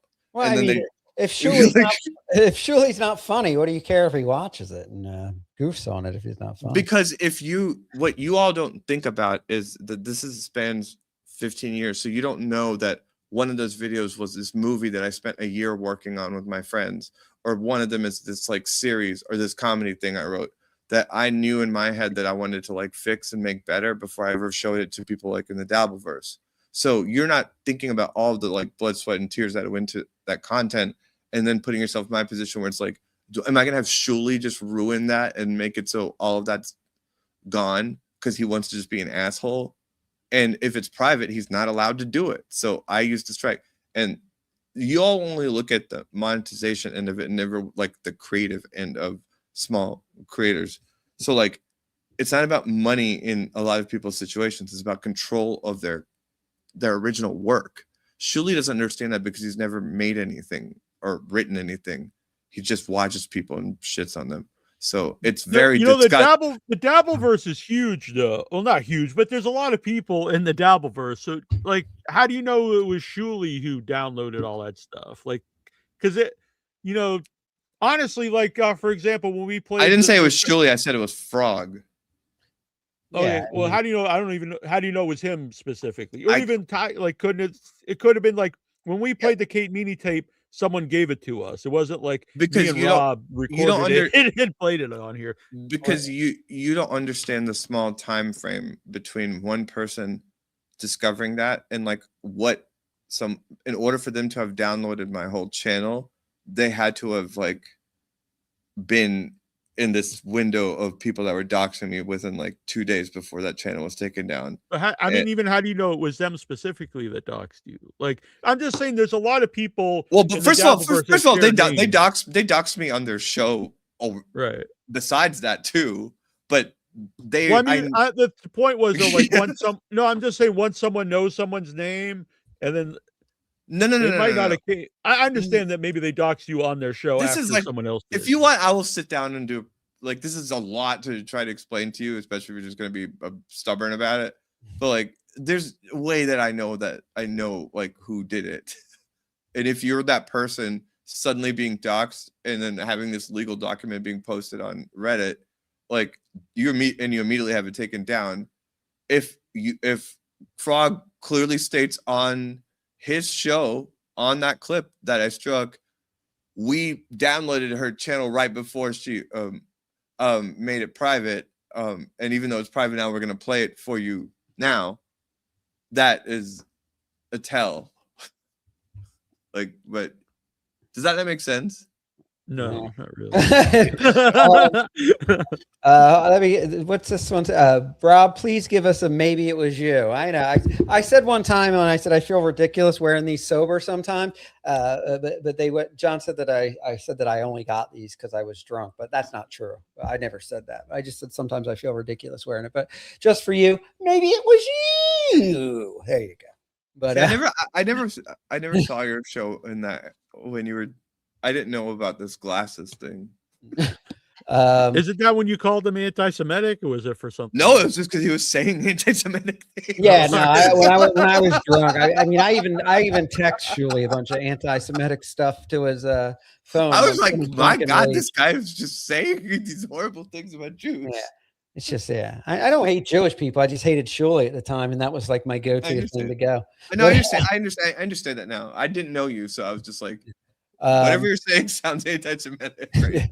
Noga Be Good Stick, $2. TSN clipped your videos. Stuttering John said he stands with Clippers. Well, to be fair, Ava said that John didn't write that. Yeah. Also, did you hear the part where I said they uploaded my channel into multiple like sock account channels, just my full YouTube channel? Yeah, I think that's different. And in that when they played my clip, directed their audience to how to get to them the full YouTube I think accounts it's two different. For me, it's two different things. It's not. Well, do you think? I think uploading all your content to somewhere else is. I would not. Okay, so by that. But actually showing your stuff and commenting on it is no different than everything that happens in the double. Do you think that it's okay that he struck Menser Math for the paywall content? I'm anti-striking. It's behind a paywall, pretty much across the board, but I do understand if then you understand my argument. If he uploaded, it's the same. I'm using the same rules, and because you said that he did commentary on. That's why I asked you if he Menser did commentary too. That's not what I understand. I understand that he just posted I'm gonna send you the clip. The comedy. This fucking guy, straight up. Sunflower Dragon. I've never watched it. Sunflower Dragon says she literally said the words, "I love you. I'm such a fan. I love your show, and you're hilarious." To Shuli on his show. Shut the fuck up, you cunt. Hey. Hey, that's my lady here. 1 month. See, she's very smart and she pays attention. And Ava had no reply to that, so she just went to By the way, I don't believe she's real, and the only curveball is you claiming she is. But because she's been on Tukey show. Who would know if I said that or not? Like it's there. She's people who watch the shows. No, that's a Shuli sock account. Sunflower Dragon. So Neal and Nasty Neal and Shuli are fucking. Oh my god! I don't know what's going on with that. I guarantee you, if I looked into it, there'd be a disaster for you, Neil. There's no way that's a real person. That's a real person. Yeah. I mean, your man was hitting on her for 4 years. And then I was kind of like, John, I think that your man was trying to hook up with, was trying to meet up with her for 4 years. Yeah, but something happened with that account where it suddenly just started spouting just specific Shuli propaganda, and I was like, I don't think propaganda. No, it's that you specifically said you didn't say these things. You didn't say he was funny. Fan. And she's just like, hey, you said all this stuff. That's where she came in here when I did Shuli show. She started coming. That's where she first saw me. Actually, was when I was on. I have a feeling that there was an original Sunflower Dragon, and it's her. There's one person. No, it's not. Unless she's like my Tyler Durden or something. It's a real person. Unless I'm Fight Club or something. I black out. Have you met Sunflower Dragon in person? Yes, and we talk all the time. Yes, they're dating. Yeah. I think that they're fucking. Sunflower Dragon has told me this. I'm friends with this Sunflower Dragon on Instagram. I know. If you look at that account, it's so obviously fake. It's not a real person. They had it for like multiple years, and you're trying to dox her now, saying that she has not a real Instagram account. Can I show their Instagram account? It's so not a real person. So they had like a fake for multiple years for one day that they could get Ava Raiza on. I was positing that I feel like there was a real Sunflower Dragon, and then they left. Then she was killed. No, they maybe they left. I mean, I'm not going to argue reality. It's a real person. Because I was on John's show that whole time, and like for months they just had a completely different like outlook, and then suddenly they just shifted and started attacking him, and it wasn't like he started behaving differently. Like I wouldn't Sunflower, say she no, I think John got mad because he found out she was super chatting other shows. She was a big Stern fan. So like a lot of people started watching John's show. I want evidence. You need to send me evidence that you've met this. I'm not sending anyone evidence. Yeah, I don't really care what you think. To be honest, I'm happy she's happy. I mean, I'm not like, oh man, Ava Raiza really needs to know the reality of what's going on here. Sunflower Dragon in person. No, there's no way. There's just no way. He has, Ava. I mean, how do you know that, Rob? I talked to Neal off the air, and I've seen him. I've chatted with him off the air. And did you face chat with her in the room? Maybe. Well, I mean, would it be a good idea with someone when you're like, let's show her Instagram? Let's, maybe there is a reason why people don't use their real names on the internet. We're not showing her Instagram. I'm just saying she added me on Instagram, and I looked at it and I was like, that's not a real person. That's a fake account. Because it's not, there's no, you could tell, like, it's been there for literally years.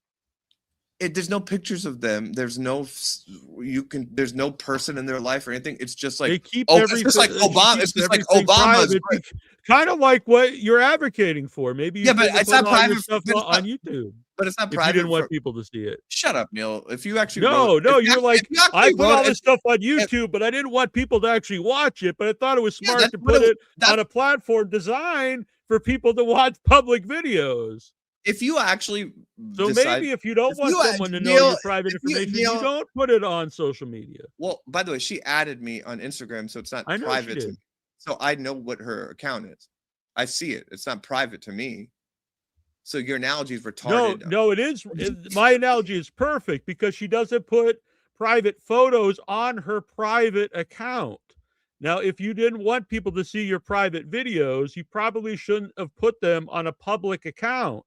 Or maybe I realized that people were on a platform designed to share videos. Neil, the problem is you don't know what it's like to actually write something original. You only fund things, and if you did, you would understand why. And so like when you don't just lie and understand. fabricate things, it to me it shows that you can't believe anything you say because you just lie at will.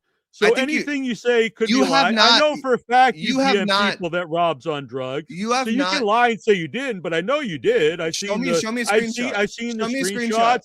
I know the people who told me. They've never lied to me, and I've seen the screenshot. Show the screen. Show it to us. So I know you're lying. Show it to the audience. I know audience. you've lied about me, so I know you can lie easily about show other it to the things. audience. I see you on shows lying. I remember you were on Equal Pineapple show. And you're like, I never once asked John to come on a show, and I was like, didn't you just say that like a couple days ago? That was you being stupid. And you're like, no, I never idiot. said that. And I was like, well, here it is. And on this show today, you said you asked him. So I mean, you lie all the time. If you lie all the time, how can I or anyone here believe anything you ever say? This is why you don't actually process things. You just start yapping like that. Because you constantly contradict yourself, and then when you were called out and proven that you were lying, you're like, "Fuck you." Can you shut up, or do you have more? Bark away, and then I'll respond when you're done barking. Go ahead. I mean, it's just bullshit. I mean, who knows if it's true or not? It might be true, but you could change it the next day. Who knows? Show the screenshots that you're claiming. No, I don't show people's private stuff. If you can't show the screen, then shut the fuck up. It's true. If you can't show did it, you did it. You're making a claim right now that you have screenshots. You made lots of claims. You said shut the fuck up and show the screenshot. Your whole page, Stop but you don't have no proof of it. You just said he did it. Are you done? Are you done? You made a claim that you have second, but I might not be done for the night. I don't know. Okay, then shut the fuck up for 10 seconds. You made a claim that you have screenshots of me talking about Rob. Show them. No. Okay, then you're lying. No, I know. I have them. This person knows you did shut it. The fuck up. You know you sent them. Back it up. I don't want to put their name out there because they don't want me to say. So Reverend Rage says Neil or Rob. Then redact it. Hold on. Then redact their name since you know how to operate Photoshop. Do you not use Photoshop? You did it. You know you did it. Dummy. You know you did it. You know you did it. You bald, ugly dummy. You know you did it. I know I'm talking to a very beautiful person here, but yes. Your head literally looks like somebody cut a hole on the top and then re-sewed it back together. There's a weird line there. You're brilliant. That really proves that you're being very honest when you go to, hey, you're ugly. Hey, fuck you.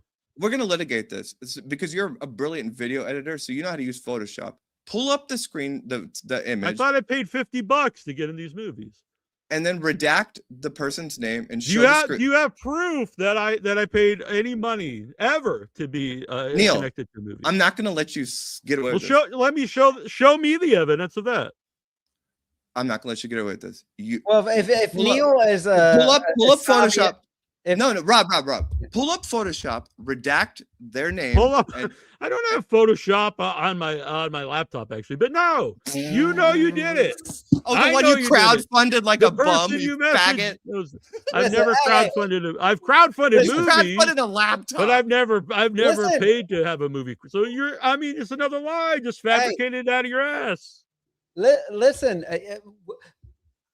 I don't care. Anybody can say I know I'm not on drugs, so I'm comfortable with that. So it's nothing to get all upset about. But why would I like admit to Rob that I said it on the air a gajillion times that he was on drugs? Why would I don't know. Why? What do you mean? No. I don't know why. I don't know. You lie about a lot of things. I don't know why you do it. Okay, well, now's your chance to prove it. So why don't you show the audience the screenshots? Because otherwise, I'm not gonna go get. Yeah, because you fucking made it up. You fucking bald hack bitch. No, you know it's true. No, it's not true. So prove it. I want everyone to see whatever photoshopped bullshit like he's referring to. Because I just never DM'd anybody about this. So. If you're concerned about their privacy, just pixelate it and show the screenshot of it of Ava DMing someone that Rob is on drugs. Because you have made this claim multiple times. You do it right now. Do it right now or you're a bitch. No, I'm not going to go against their trust. Sorry. No, idiot. Redact their name. No. Just show the part where I'm talking. No, because then you'll know which person it was, because you probably told multiple people. Oh, geez. No, crop You'll it say, out. "Oh yeah, that's the exact Retard. quote that I said." To Retard. blah blah blah. Retard. I wish I Crop- was on drugs right now. To be honest. Let's blast this next No, question. he's there, so Rob. crop them out. No. Just show the part of me. You don't have No. to show it. Reverend Rage wants to know, Neil or Rob, have you seen You're Shuli such stand up? a fucking lying dirtbag. No, bitch. I'm not the one lying on this show. You have an opportunity to show it. I'm That- not. You literally crop No. out just Ava saying it. No, Just show that part of it. I proved you lied that time on Equal Pineapple. No, you didn't. Yeah, I you did. completely about what? You said that you never asked John. You literally said I Stupid, never stupid. asked to go on John's Okay, show, and I said okay. you just said it, Stupid. and then you, You said were it again talking- tonight. I mean, No, you no. lie all the time, and it goes back and forth. So No. You just said you said earlier you never said Shuli was funny, and there's like multiple instances you said he was funny. You didn't prove that. I mean, people are we People okay? told- I'm sure people they told me, find people the told me, link. people They told me. could go and Listen, look stupid, these up stupid, if they stupid, really stupid. want to. Stupid. There's 2 times that were the first time I went on John's show. I went on his show like 3 years ago. Okay. And then years went by, and then I went on his show again. I was talking about we were in a conversation where we were talking about when he came back last year. That's what we were talking about. You're conflating the two, and so you think that I said I So never wait a asked minute. So John. you said he was funny here, but not here, but now he's never funny now. Like if We're not. you No, can't no. be like I said, 2 years ago he was funny, but 3 years ago he wasn't Neil, funny. So Neil, he really Neil. isn't funny now. Like I mean, Neil, you said he Neil. was funny at some point. Neil, you're so stupid that you don't understand. We're not talking about the Shuli funny thing. I'm talking about what you just said. You said that I never asked to go on John's show, and I was lying about that on Equal. I'm telling you that you're mistaking the two. No, times. I actually put together a clip of it. In it. Really? Do you realize that you interrupt and then you just don't get what the person's saying? I mean, maybe, but that's fine. I mean, okay. God, fucking retard. Reverend Rage, we know who you worship. I want to be talking about people's stand-up, to be quite honest. Sunflower Dragon says, what the fuck is Shuli propaganda? I never claimed to be a fan of Shuli. I'm a real person, and I am pretty crazy look about at that. Neil. You're fake. You're not real. I don't attack anyone. I'll call you right now, Rob. So if she calls me, do you want her to call she me? could call in. You want me to give you the number, Rob? Well, I don't have. I'm not give her my real phone number because I don't want to. Because if I turn on the phone lines, it's going to be beeping the whole time. How are you saying you've never claimed to be? You are a huge fan of Shuli.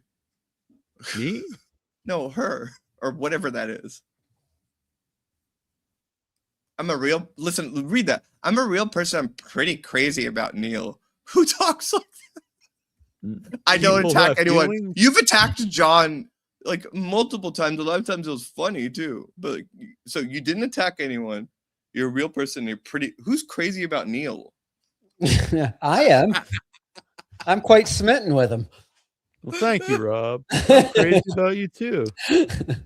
Oh no, we got another one from Sunflower Dragon too. There are pictures of me on there. I did remove some photos when the Yeah, I mean, that's their photo right there, actually. Okay, all right. If you're real, then I want you to DM me right now on Instagram. Hold on, she's calling in now. Let me just. Is this yeah. Hold on. Hello. Hello. Hi, is this Hey. Sunflower Dragon? Yes, it is. Oh, hi. Nice to meet you. So you are not Shuli. Nice to meet you. No. I don't know. Your no, voice I'm not. sounds familiar. Can you give me an old maybe it was you? I don't know. I don't know the reference. Oh no. I used to say on I used to do the when I wore the Shuli glasses, I said that he would always turn things around on people and say maybe it was you. So I always get requests to do that. Maybe it was you. Deflection. Yeah. The Shuli glasses are a little bit anti-Semitic in my opinion, but you know. I got these from whatever. Walmart. You call it. All right. That was Amazon. Anthony asked me to mail them to Missy actually earlier in the chat. Sunflower, what? Sunflower, what? She has her own pair. Sunflower, what movie did me and you bond on? Movie? I know that you wrote the song for The Majority Report, which is a very cool song, and the show's great. I love Emma and Sam. A movie? Yeah. I don't remember. Oh, but you did know. Don't remember. Maybe I might be wrong on this one. If you remember the Majority Report thing. Yeah. All right. But no, I watch Emma and Sam every day, and every time I hear the song now, I go, "Oh, Ava wrote that song." You know what I mean? And I like the decor, and I like you too, and I'm a regular person. And I'm, I am pretty crazy about Neal. I can't help it. I mean, it is what it is.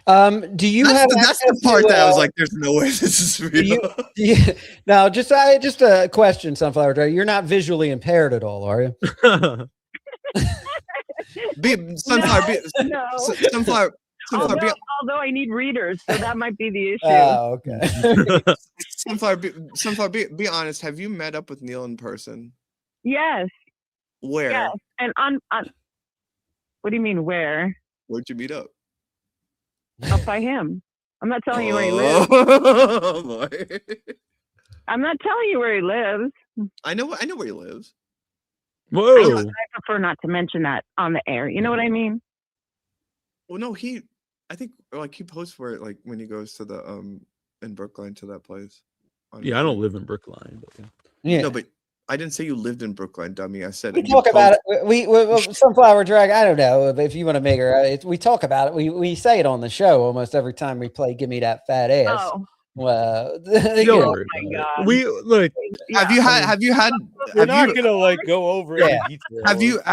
Have you been intimate with Neal? Yes, many times actually. So you've seen his penis. Yeah. How big is his penis?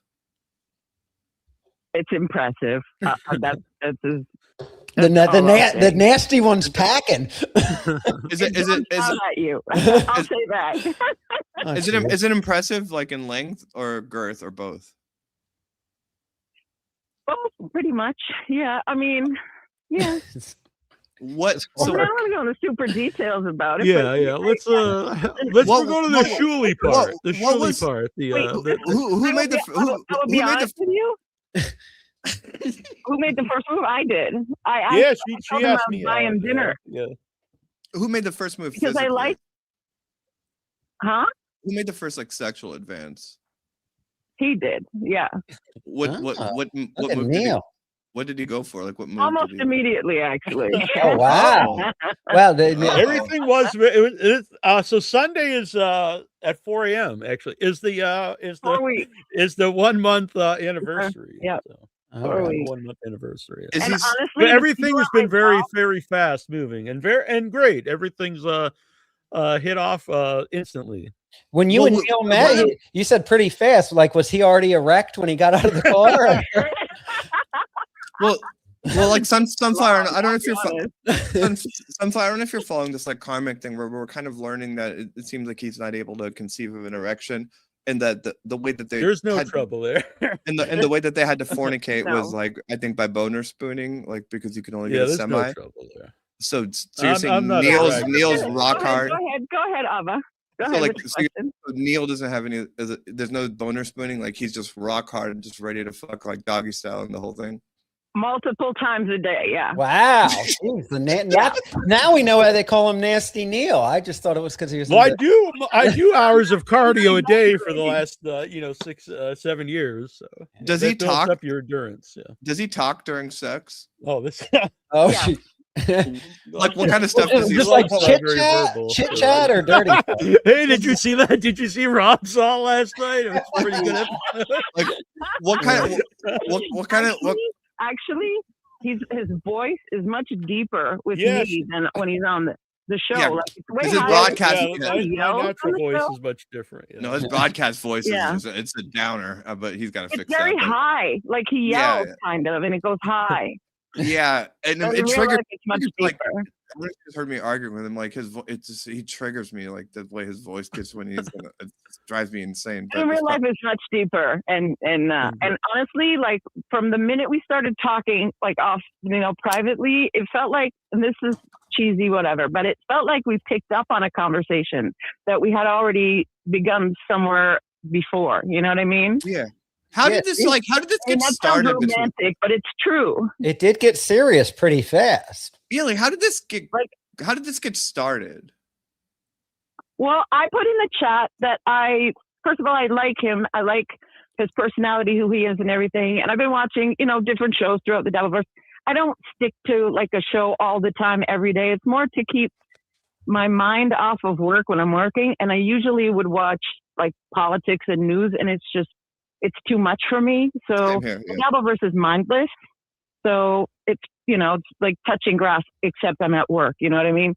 So I had put in a chat that I would take him to dinner one time, and he kept saying when we were going to dinner, and he had actually made a joke about being a Nazi when he shaved his head, and I was like, I'm ghosting this person because I'm not going to dinner with a Nazi, right? But then he had clarified later in that show that he's just joking, and so I was up at like 4 a.m. on Saturday night 4 weeks ago. I was watching Love on the Spectrum. I love that show. And then, I know that explains it. No, I And I'm a woman, you know what I mean? I'm just a girl that was watching it, whatever. I don't do Lifetime movies. I watch that. So, I had followed him on Instagram, and that's my real account, Ava. I did have more pictures of myself on there, but when it started to be like people knew my name in the Dabbleverse, I actually pulled them down because I'm not looking for criticism. You know what I mean? I'm not looking to be judged. The Dabbleverse is not like women.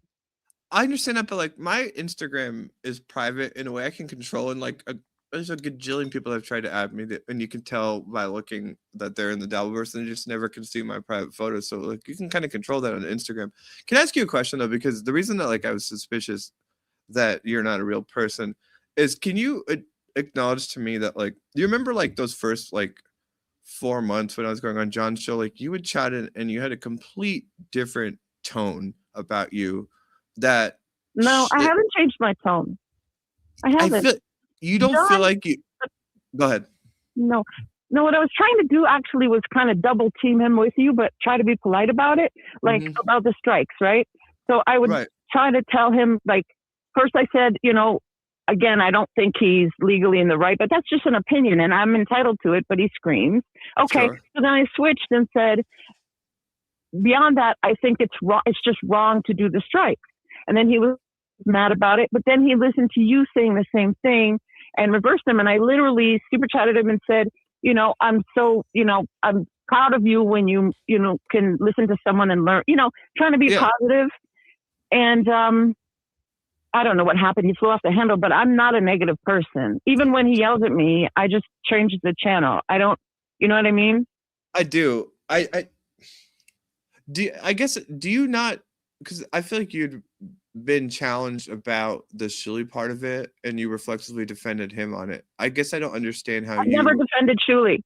No, and Shuli knows. I've said, because he's read, even in his super chat, and I super chatted him once and said, listen, nobody can call me a Shuli fan. And if they were going to ask me, I said this to him. No, I said this on Tuki's show. And he played the clip and was like, what are you talking about? If they were to ask, like, if I was to say before I say, when I send a super chat, usually to any show, it's try to be positive about the show. If it's something that's nice or whatever, generally. And so even with Shuli's show, again, it helps me get through work. So I'll send in I want to be supportive. But when I called into Tuki, he asked me about Shuli, and I said, you can't call me a fan. And there's a million things I'd criticize him about. And then, Shuli played that clip and was like, what do you mean? Joking around. But I'm not a fan of anybody but Neal at this point. That's the most disturbing part. That's the only disturbing part about you, honestly. But well, I mean, but like, I'd rather that you wouldn't be attracted to. You know what I mean? Like right now, I'm just, we're having so much fun. And then that morning at 4 a.m., well, I had followed him earlier in the night, but he was just getting home from the Boston movie thing, and he DM'd me back at 4 a.m. and it was hitting the ground running. We've been talking every day. We've been together. It's just every single day, and like every waking moment of the day. It's crazy. Love is in the air. That's the part where I just like but the first time that you all fornicated, did he take the initiative to put on a rubber, or did you have to remind him? What? No, he's one of the most thoughtful, kind, sweet,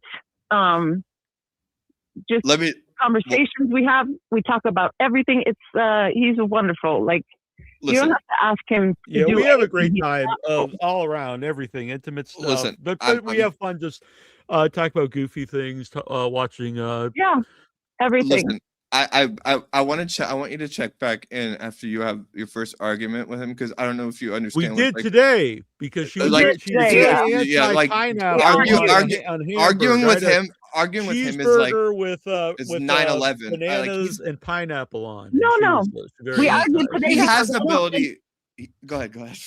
We argued today because I don't think fruit belongs with other foods. Like people that put fruit in salads. He had a burger with pineapple and bananas. That's psychotic. Fantastic. It's fantastic. Yeah, and she's not a fan of his rap alias either. That was the one time I was like, you don't need to hear this. I do want you to check back it after you have like a significant argument with him, because to me, like, that's the area of him where it's just like he has the ability to make me get more mad than anyone, like in an argument. Like I just want but the thing that would trigger me about arguing with you, Ava. The thing that would trigger me about arguing with you is when you immediately go to insults, and you're smart. I know that. So I don't know if that's a tactic, because people would then get like reactionary to an insult. Well, here, can I respond? Let me respond to that. Like, Sunflower Dragon, what are you doing? We're not reasonable people here in the Dabbleverse. Sunflower, like you can't come on here making logical, reasonable arguments. Come on. Sunflower, this is the part where I want you to just like, because I want to know if I have a blind spot in this area. In my head, I truly believe that in these confrontations, I end up in this space that in the beginning of the confrontations, I am like trying to reason with a person and argue points. But if they start doing a thing where they're not listening and then they just start interrupting, and then you can tell that they're not hearing what you're saying. At that point, there's a certain point where I determine, okay, I'm just gonna start calling you a fucking ugly cocksucker, because I do have to they're not communicating anymore. Hold on, let her respond. Let her respond. Watch a video. Let her respond. You and John, you start off like hot right away. Let her respond. Just hold on. Not specifically that response, not specifically that video, but you assume that they're not listening. You said when you're trying to get a point across and they're not listening, so you're jumping to the conclusion that they're not listening when they might just be not understanding, right? But you get that's aggressive good. Super fast. Let me add one thing. In my head, and tell me if I have a blind spot, I do really feel like there'll be 5 rounds of just me being like, of me like just trying to see if they're communicating, and it's going back and forth, and it's when it's just like, oh, you don't even know, like what Neil did a minute ago, where I was trying, he brought up this thing about the John asking John to come on. I'll stipulate to that. Yeah, and then he just kept interrupting me, and then he was interrupting me because he was talking about the Shuli thing, and I'm like, no, I'm talking about the John thing, and then but then I would try to explain that to him, and he kept interrupting. So after like 3 or 4 times of it, I was like, you're a fucking ugly bald cocksucker. But like, I gave him a good shot. You know what I'm saying? But that's what a child does, like, in my opinion. But and when a group of people on a show like this, you get too many voices. Sometimes, like if I was trying to talk in there too, it might be like cutting people off or whatever. So maybe just communication about like, okay, I'll go, you go would help. You know what I mean? In terms of tried that, but I've tried that with Neil, where I'm like, no, because he'll talk for like a minute, and then I won't say anything, and then it'll be my turn to respond. Have you ever listened to yourself on a show, but you talk quite a bit. This is what I'm talking about. You just talked for like less 10 minutes. You interrupt shit. And no, Sunflower, and like he always does it. Like you can tell that he knows when I'm about to make a good point, because he always stops me right before I can get to it. He has this, and that's what makes me so mad. I know that he knows, because there's times where I'm not on point and he doesn't do it. Like when I'm about to really land one on him, he has to stop, like he just did right there. He does it, and it drives me Right, crazy. You have to. I'll give you all of that. But Neal is actually one of the most reasonable people I've ever talked to. But I will say, you can be verbose, right? It can go on and on and on sometimes. Absolutely. 100%. Absolutely. And that's it. Hi, Rob. Hi. All right. Well, you know what? I'll chalk this up to like, I mean, I can't. I think you owe her an apology for saying she's fake. No. She doesn't owe me an apology. It's fine. It's very sweet of you. But I'm confused. I am a real person. We are seeing each other. I'm crazy about him. And I'm crazy about you. Plans for us in the future, and that's where it is. Well, I'll tell you one thing, Sunflower Dragon. I believe the crazy part, but no, thank you for calling in. You are a doll, and I love having you on, and I'm very happy for you and Neal. Thank you. Thank you. Nice to talk to you. Well, that's what matters. I do love your song, and I think about it every time I watch the Majority Report. Thank you. I appreciate that. Thank you. Sunflower Dragon. There you go. Sunflower Dragon. I'm so confused. I mean, I can't. I don't know what to say. I can't like be stubborn about it, but it's just fascinating. I just can't believe it. I can't believe she's in love with Neal. No, I said we were going to post pictures. We have a. Neal was saying he would post pics when he met Sunflower. No, I didn't say. I said we're going to post pictures when we have a longer vacation this fall. She wants to see New England in the fall, and we're going to post pictures of it. But you both live on the opposite side of the country, right? No, she lives on these. She's in Florida. I'm in Massachusetts. It's not. Yeah, that's what I meant. That's what I meant. Sunflower has big pet. Hey, don't lie, Neal. You are something, sir. Sunflower Dragon. This was from before the call, though. But as she says, the screenshots are not to his show. Neal and I have become very close, and we both value that. We're being very protective of our relationship right now. I love his shaved head. Also, that's why I stopped wearing the hats actually on the show too. Sunflower. I know that I've never DM'd anybody anything about Rob, whether he's sober or not, and he is just not He's just claiming it. I said that he doesn't. No, I mean, someone sent it to me. I'm not making that up. I just haven't done that. So for me, it's like, okay, then I was saying it's not about privacy. Because I'm saying just crop out the Ava part where you don't even know who the. It's not, as she said, it's not mine to show. If the person wants to do that, they can. ACDC says, Rob, can you see how that's kind of digital? Hello. Yeah.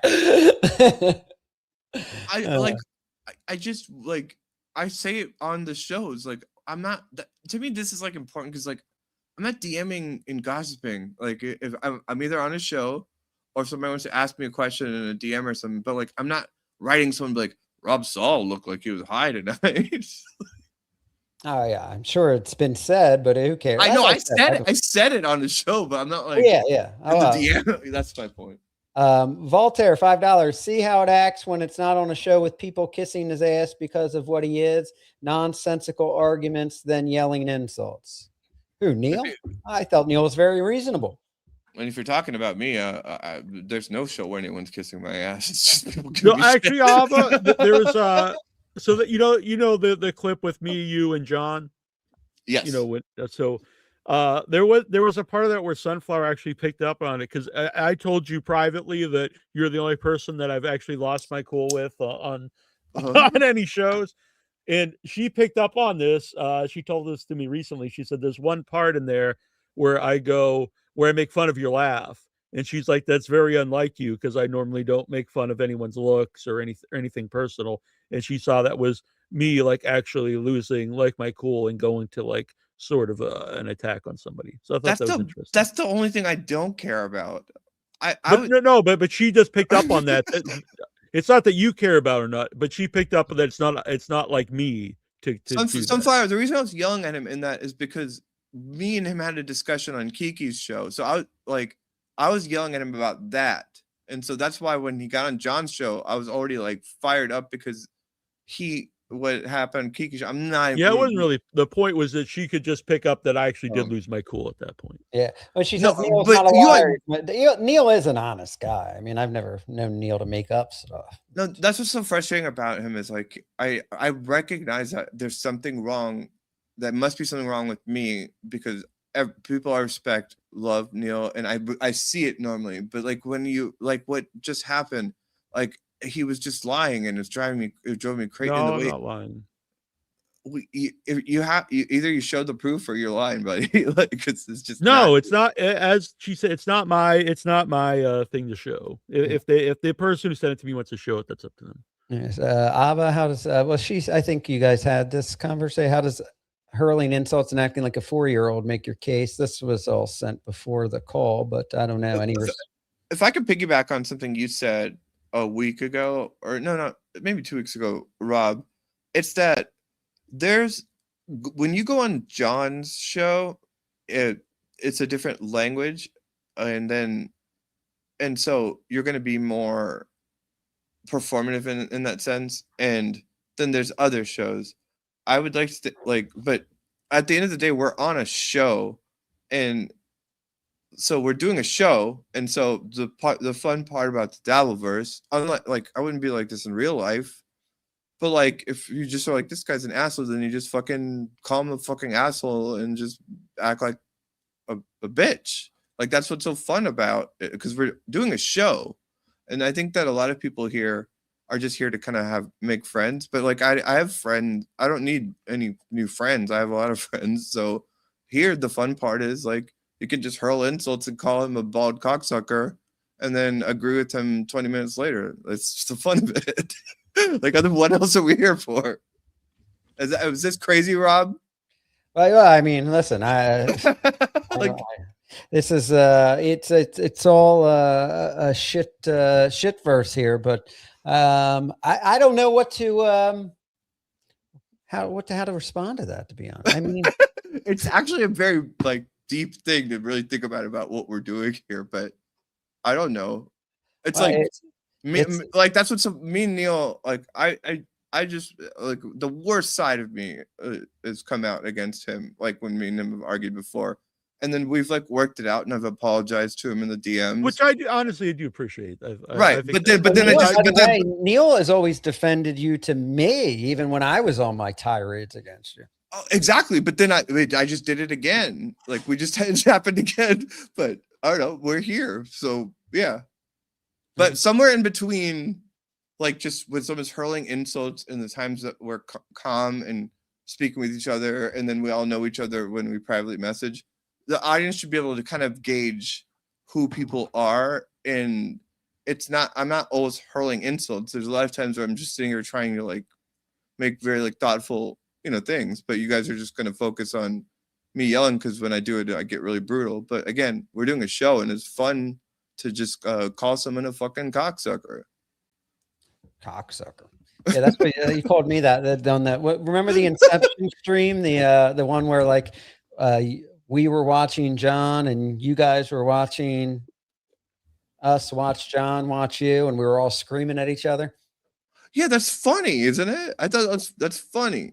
Well, yeah, that was good. Yeah, everybody loved that. I think even Shirley was like, "This is what the Dabbleverse is about. Why can't we be like this? This is just good old fashioned no suing, no striking, just people screaming at each other like idiots." That's where I'm coming from, man. And like, I think there's a lot of people here that aren't Stern fans, but like this, like Howard said, like if you're gonna have a gripe, do it on the air. And like we have the luxury and privilege here in the Dabbleverse to just come here and just start fucking just being an asshole to someone if you have a problem with them, and then working it out, and it's just funny. I don't know. Am I the only one that thinks that way? Neal? Well, the problem was that then it starts to get to the striking, and then the lawsuits, and then they pile up, and then so it's no longer just fun and games of let's be silly and aren't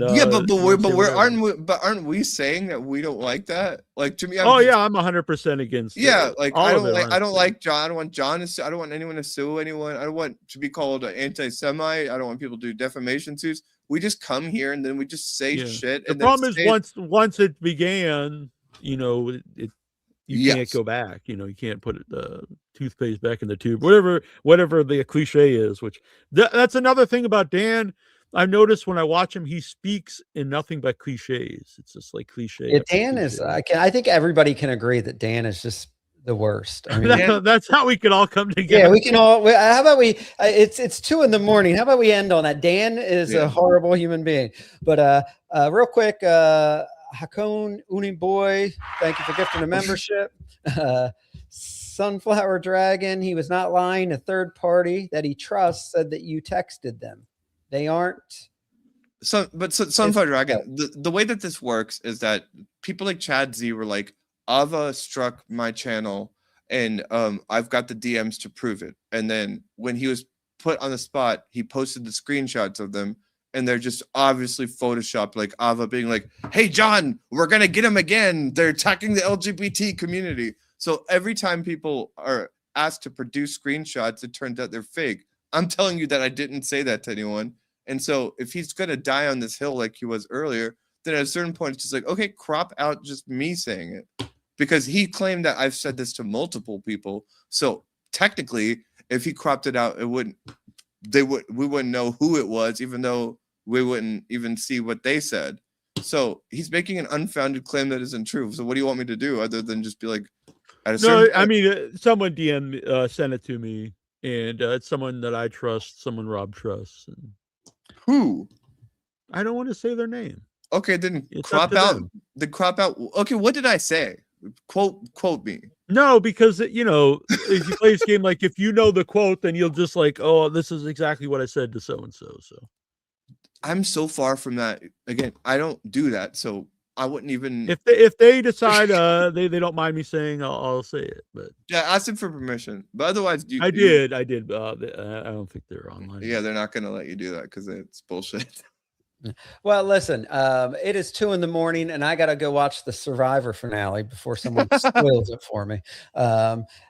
Thank you, Ava, for coming on and having a civilized discussion. I mean, some of it was civil, I would say. Yeah, no, it's good. It was good talking to you. Thank you for having me on. Yeah, honestly, yeah, sorry, I lost my temper again. I appreciate that. And this is our relationship. Is sometimes we just do that. I'm sorry if I talk over like you or whatever, but yeah, it's okay. Not whatever, but I'm sorry to talk over you. And I do appreciate when you apologize. So no, I'm saying I'm sorry because I'm embarrassed by the.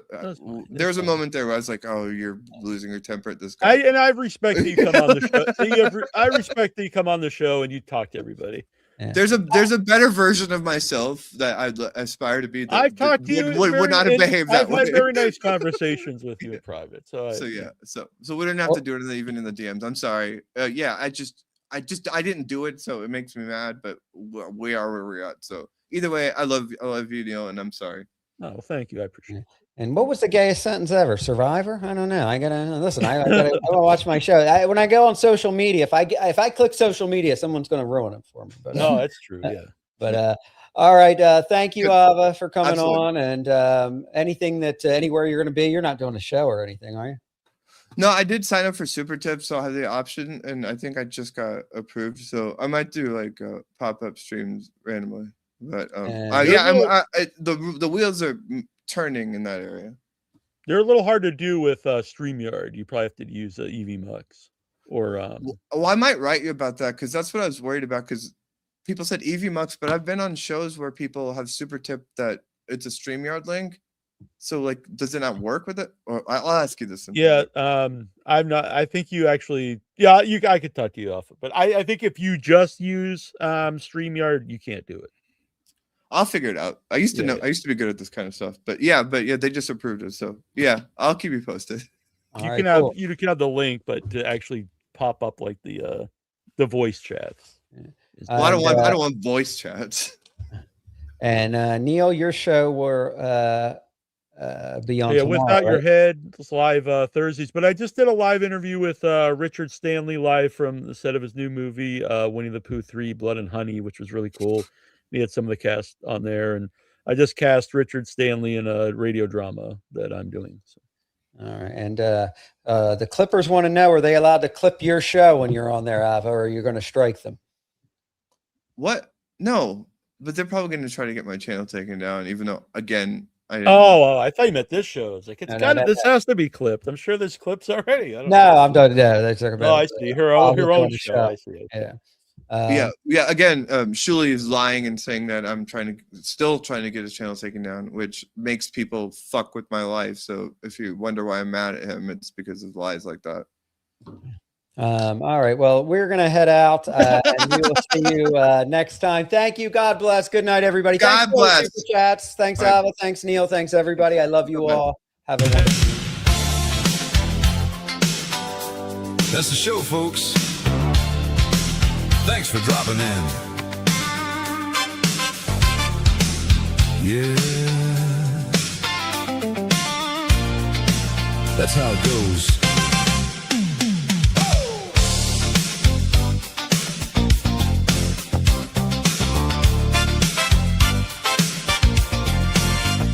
Mike's going down. Yeah, we're closing it out. Couple good laughs. Yeah, more than enough. Just one of those nights that locked right in. Nothing heavy, just how it goes. Let it ride, yeah, it always shows. Have a good night. Thanks for being here. Same kind of feel. Yeah, you know it's real. We'll be right here when you come back through. Just talking it out. No filter at all. Let it ride. Yeah, we let it roll. Same old rhythm, same loose groove. Call it a night, yeah, we're winding it down. You can pick it back up when we come around. Same live stream rolls when we're back online. Have a good night. Yeah, we're signing off. I kept it tight. Yeah, we let it ride. More of that when we go back live. Same time, same place. You know the name. Back again.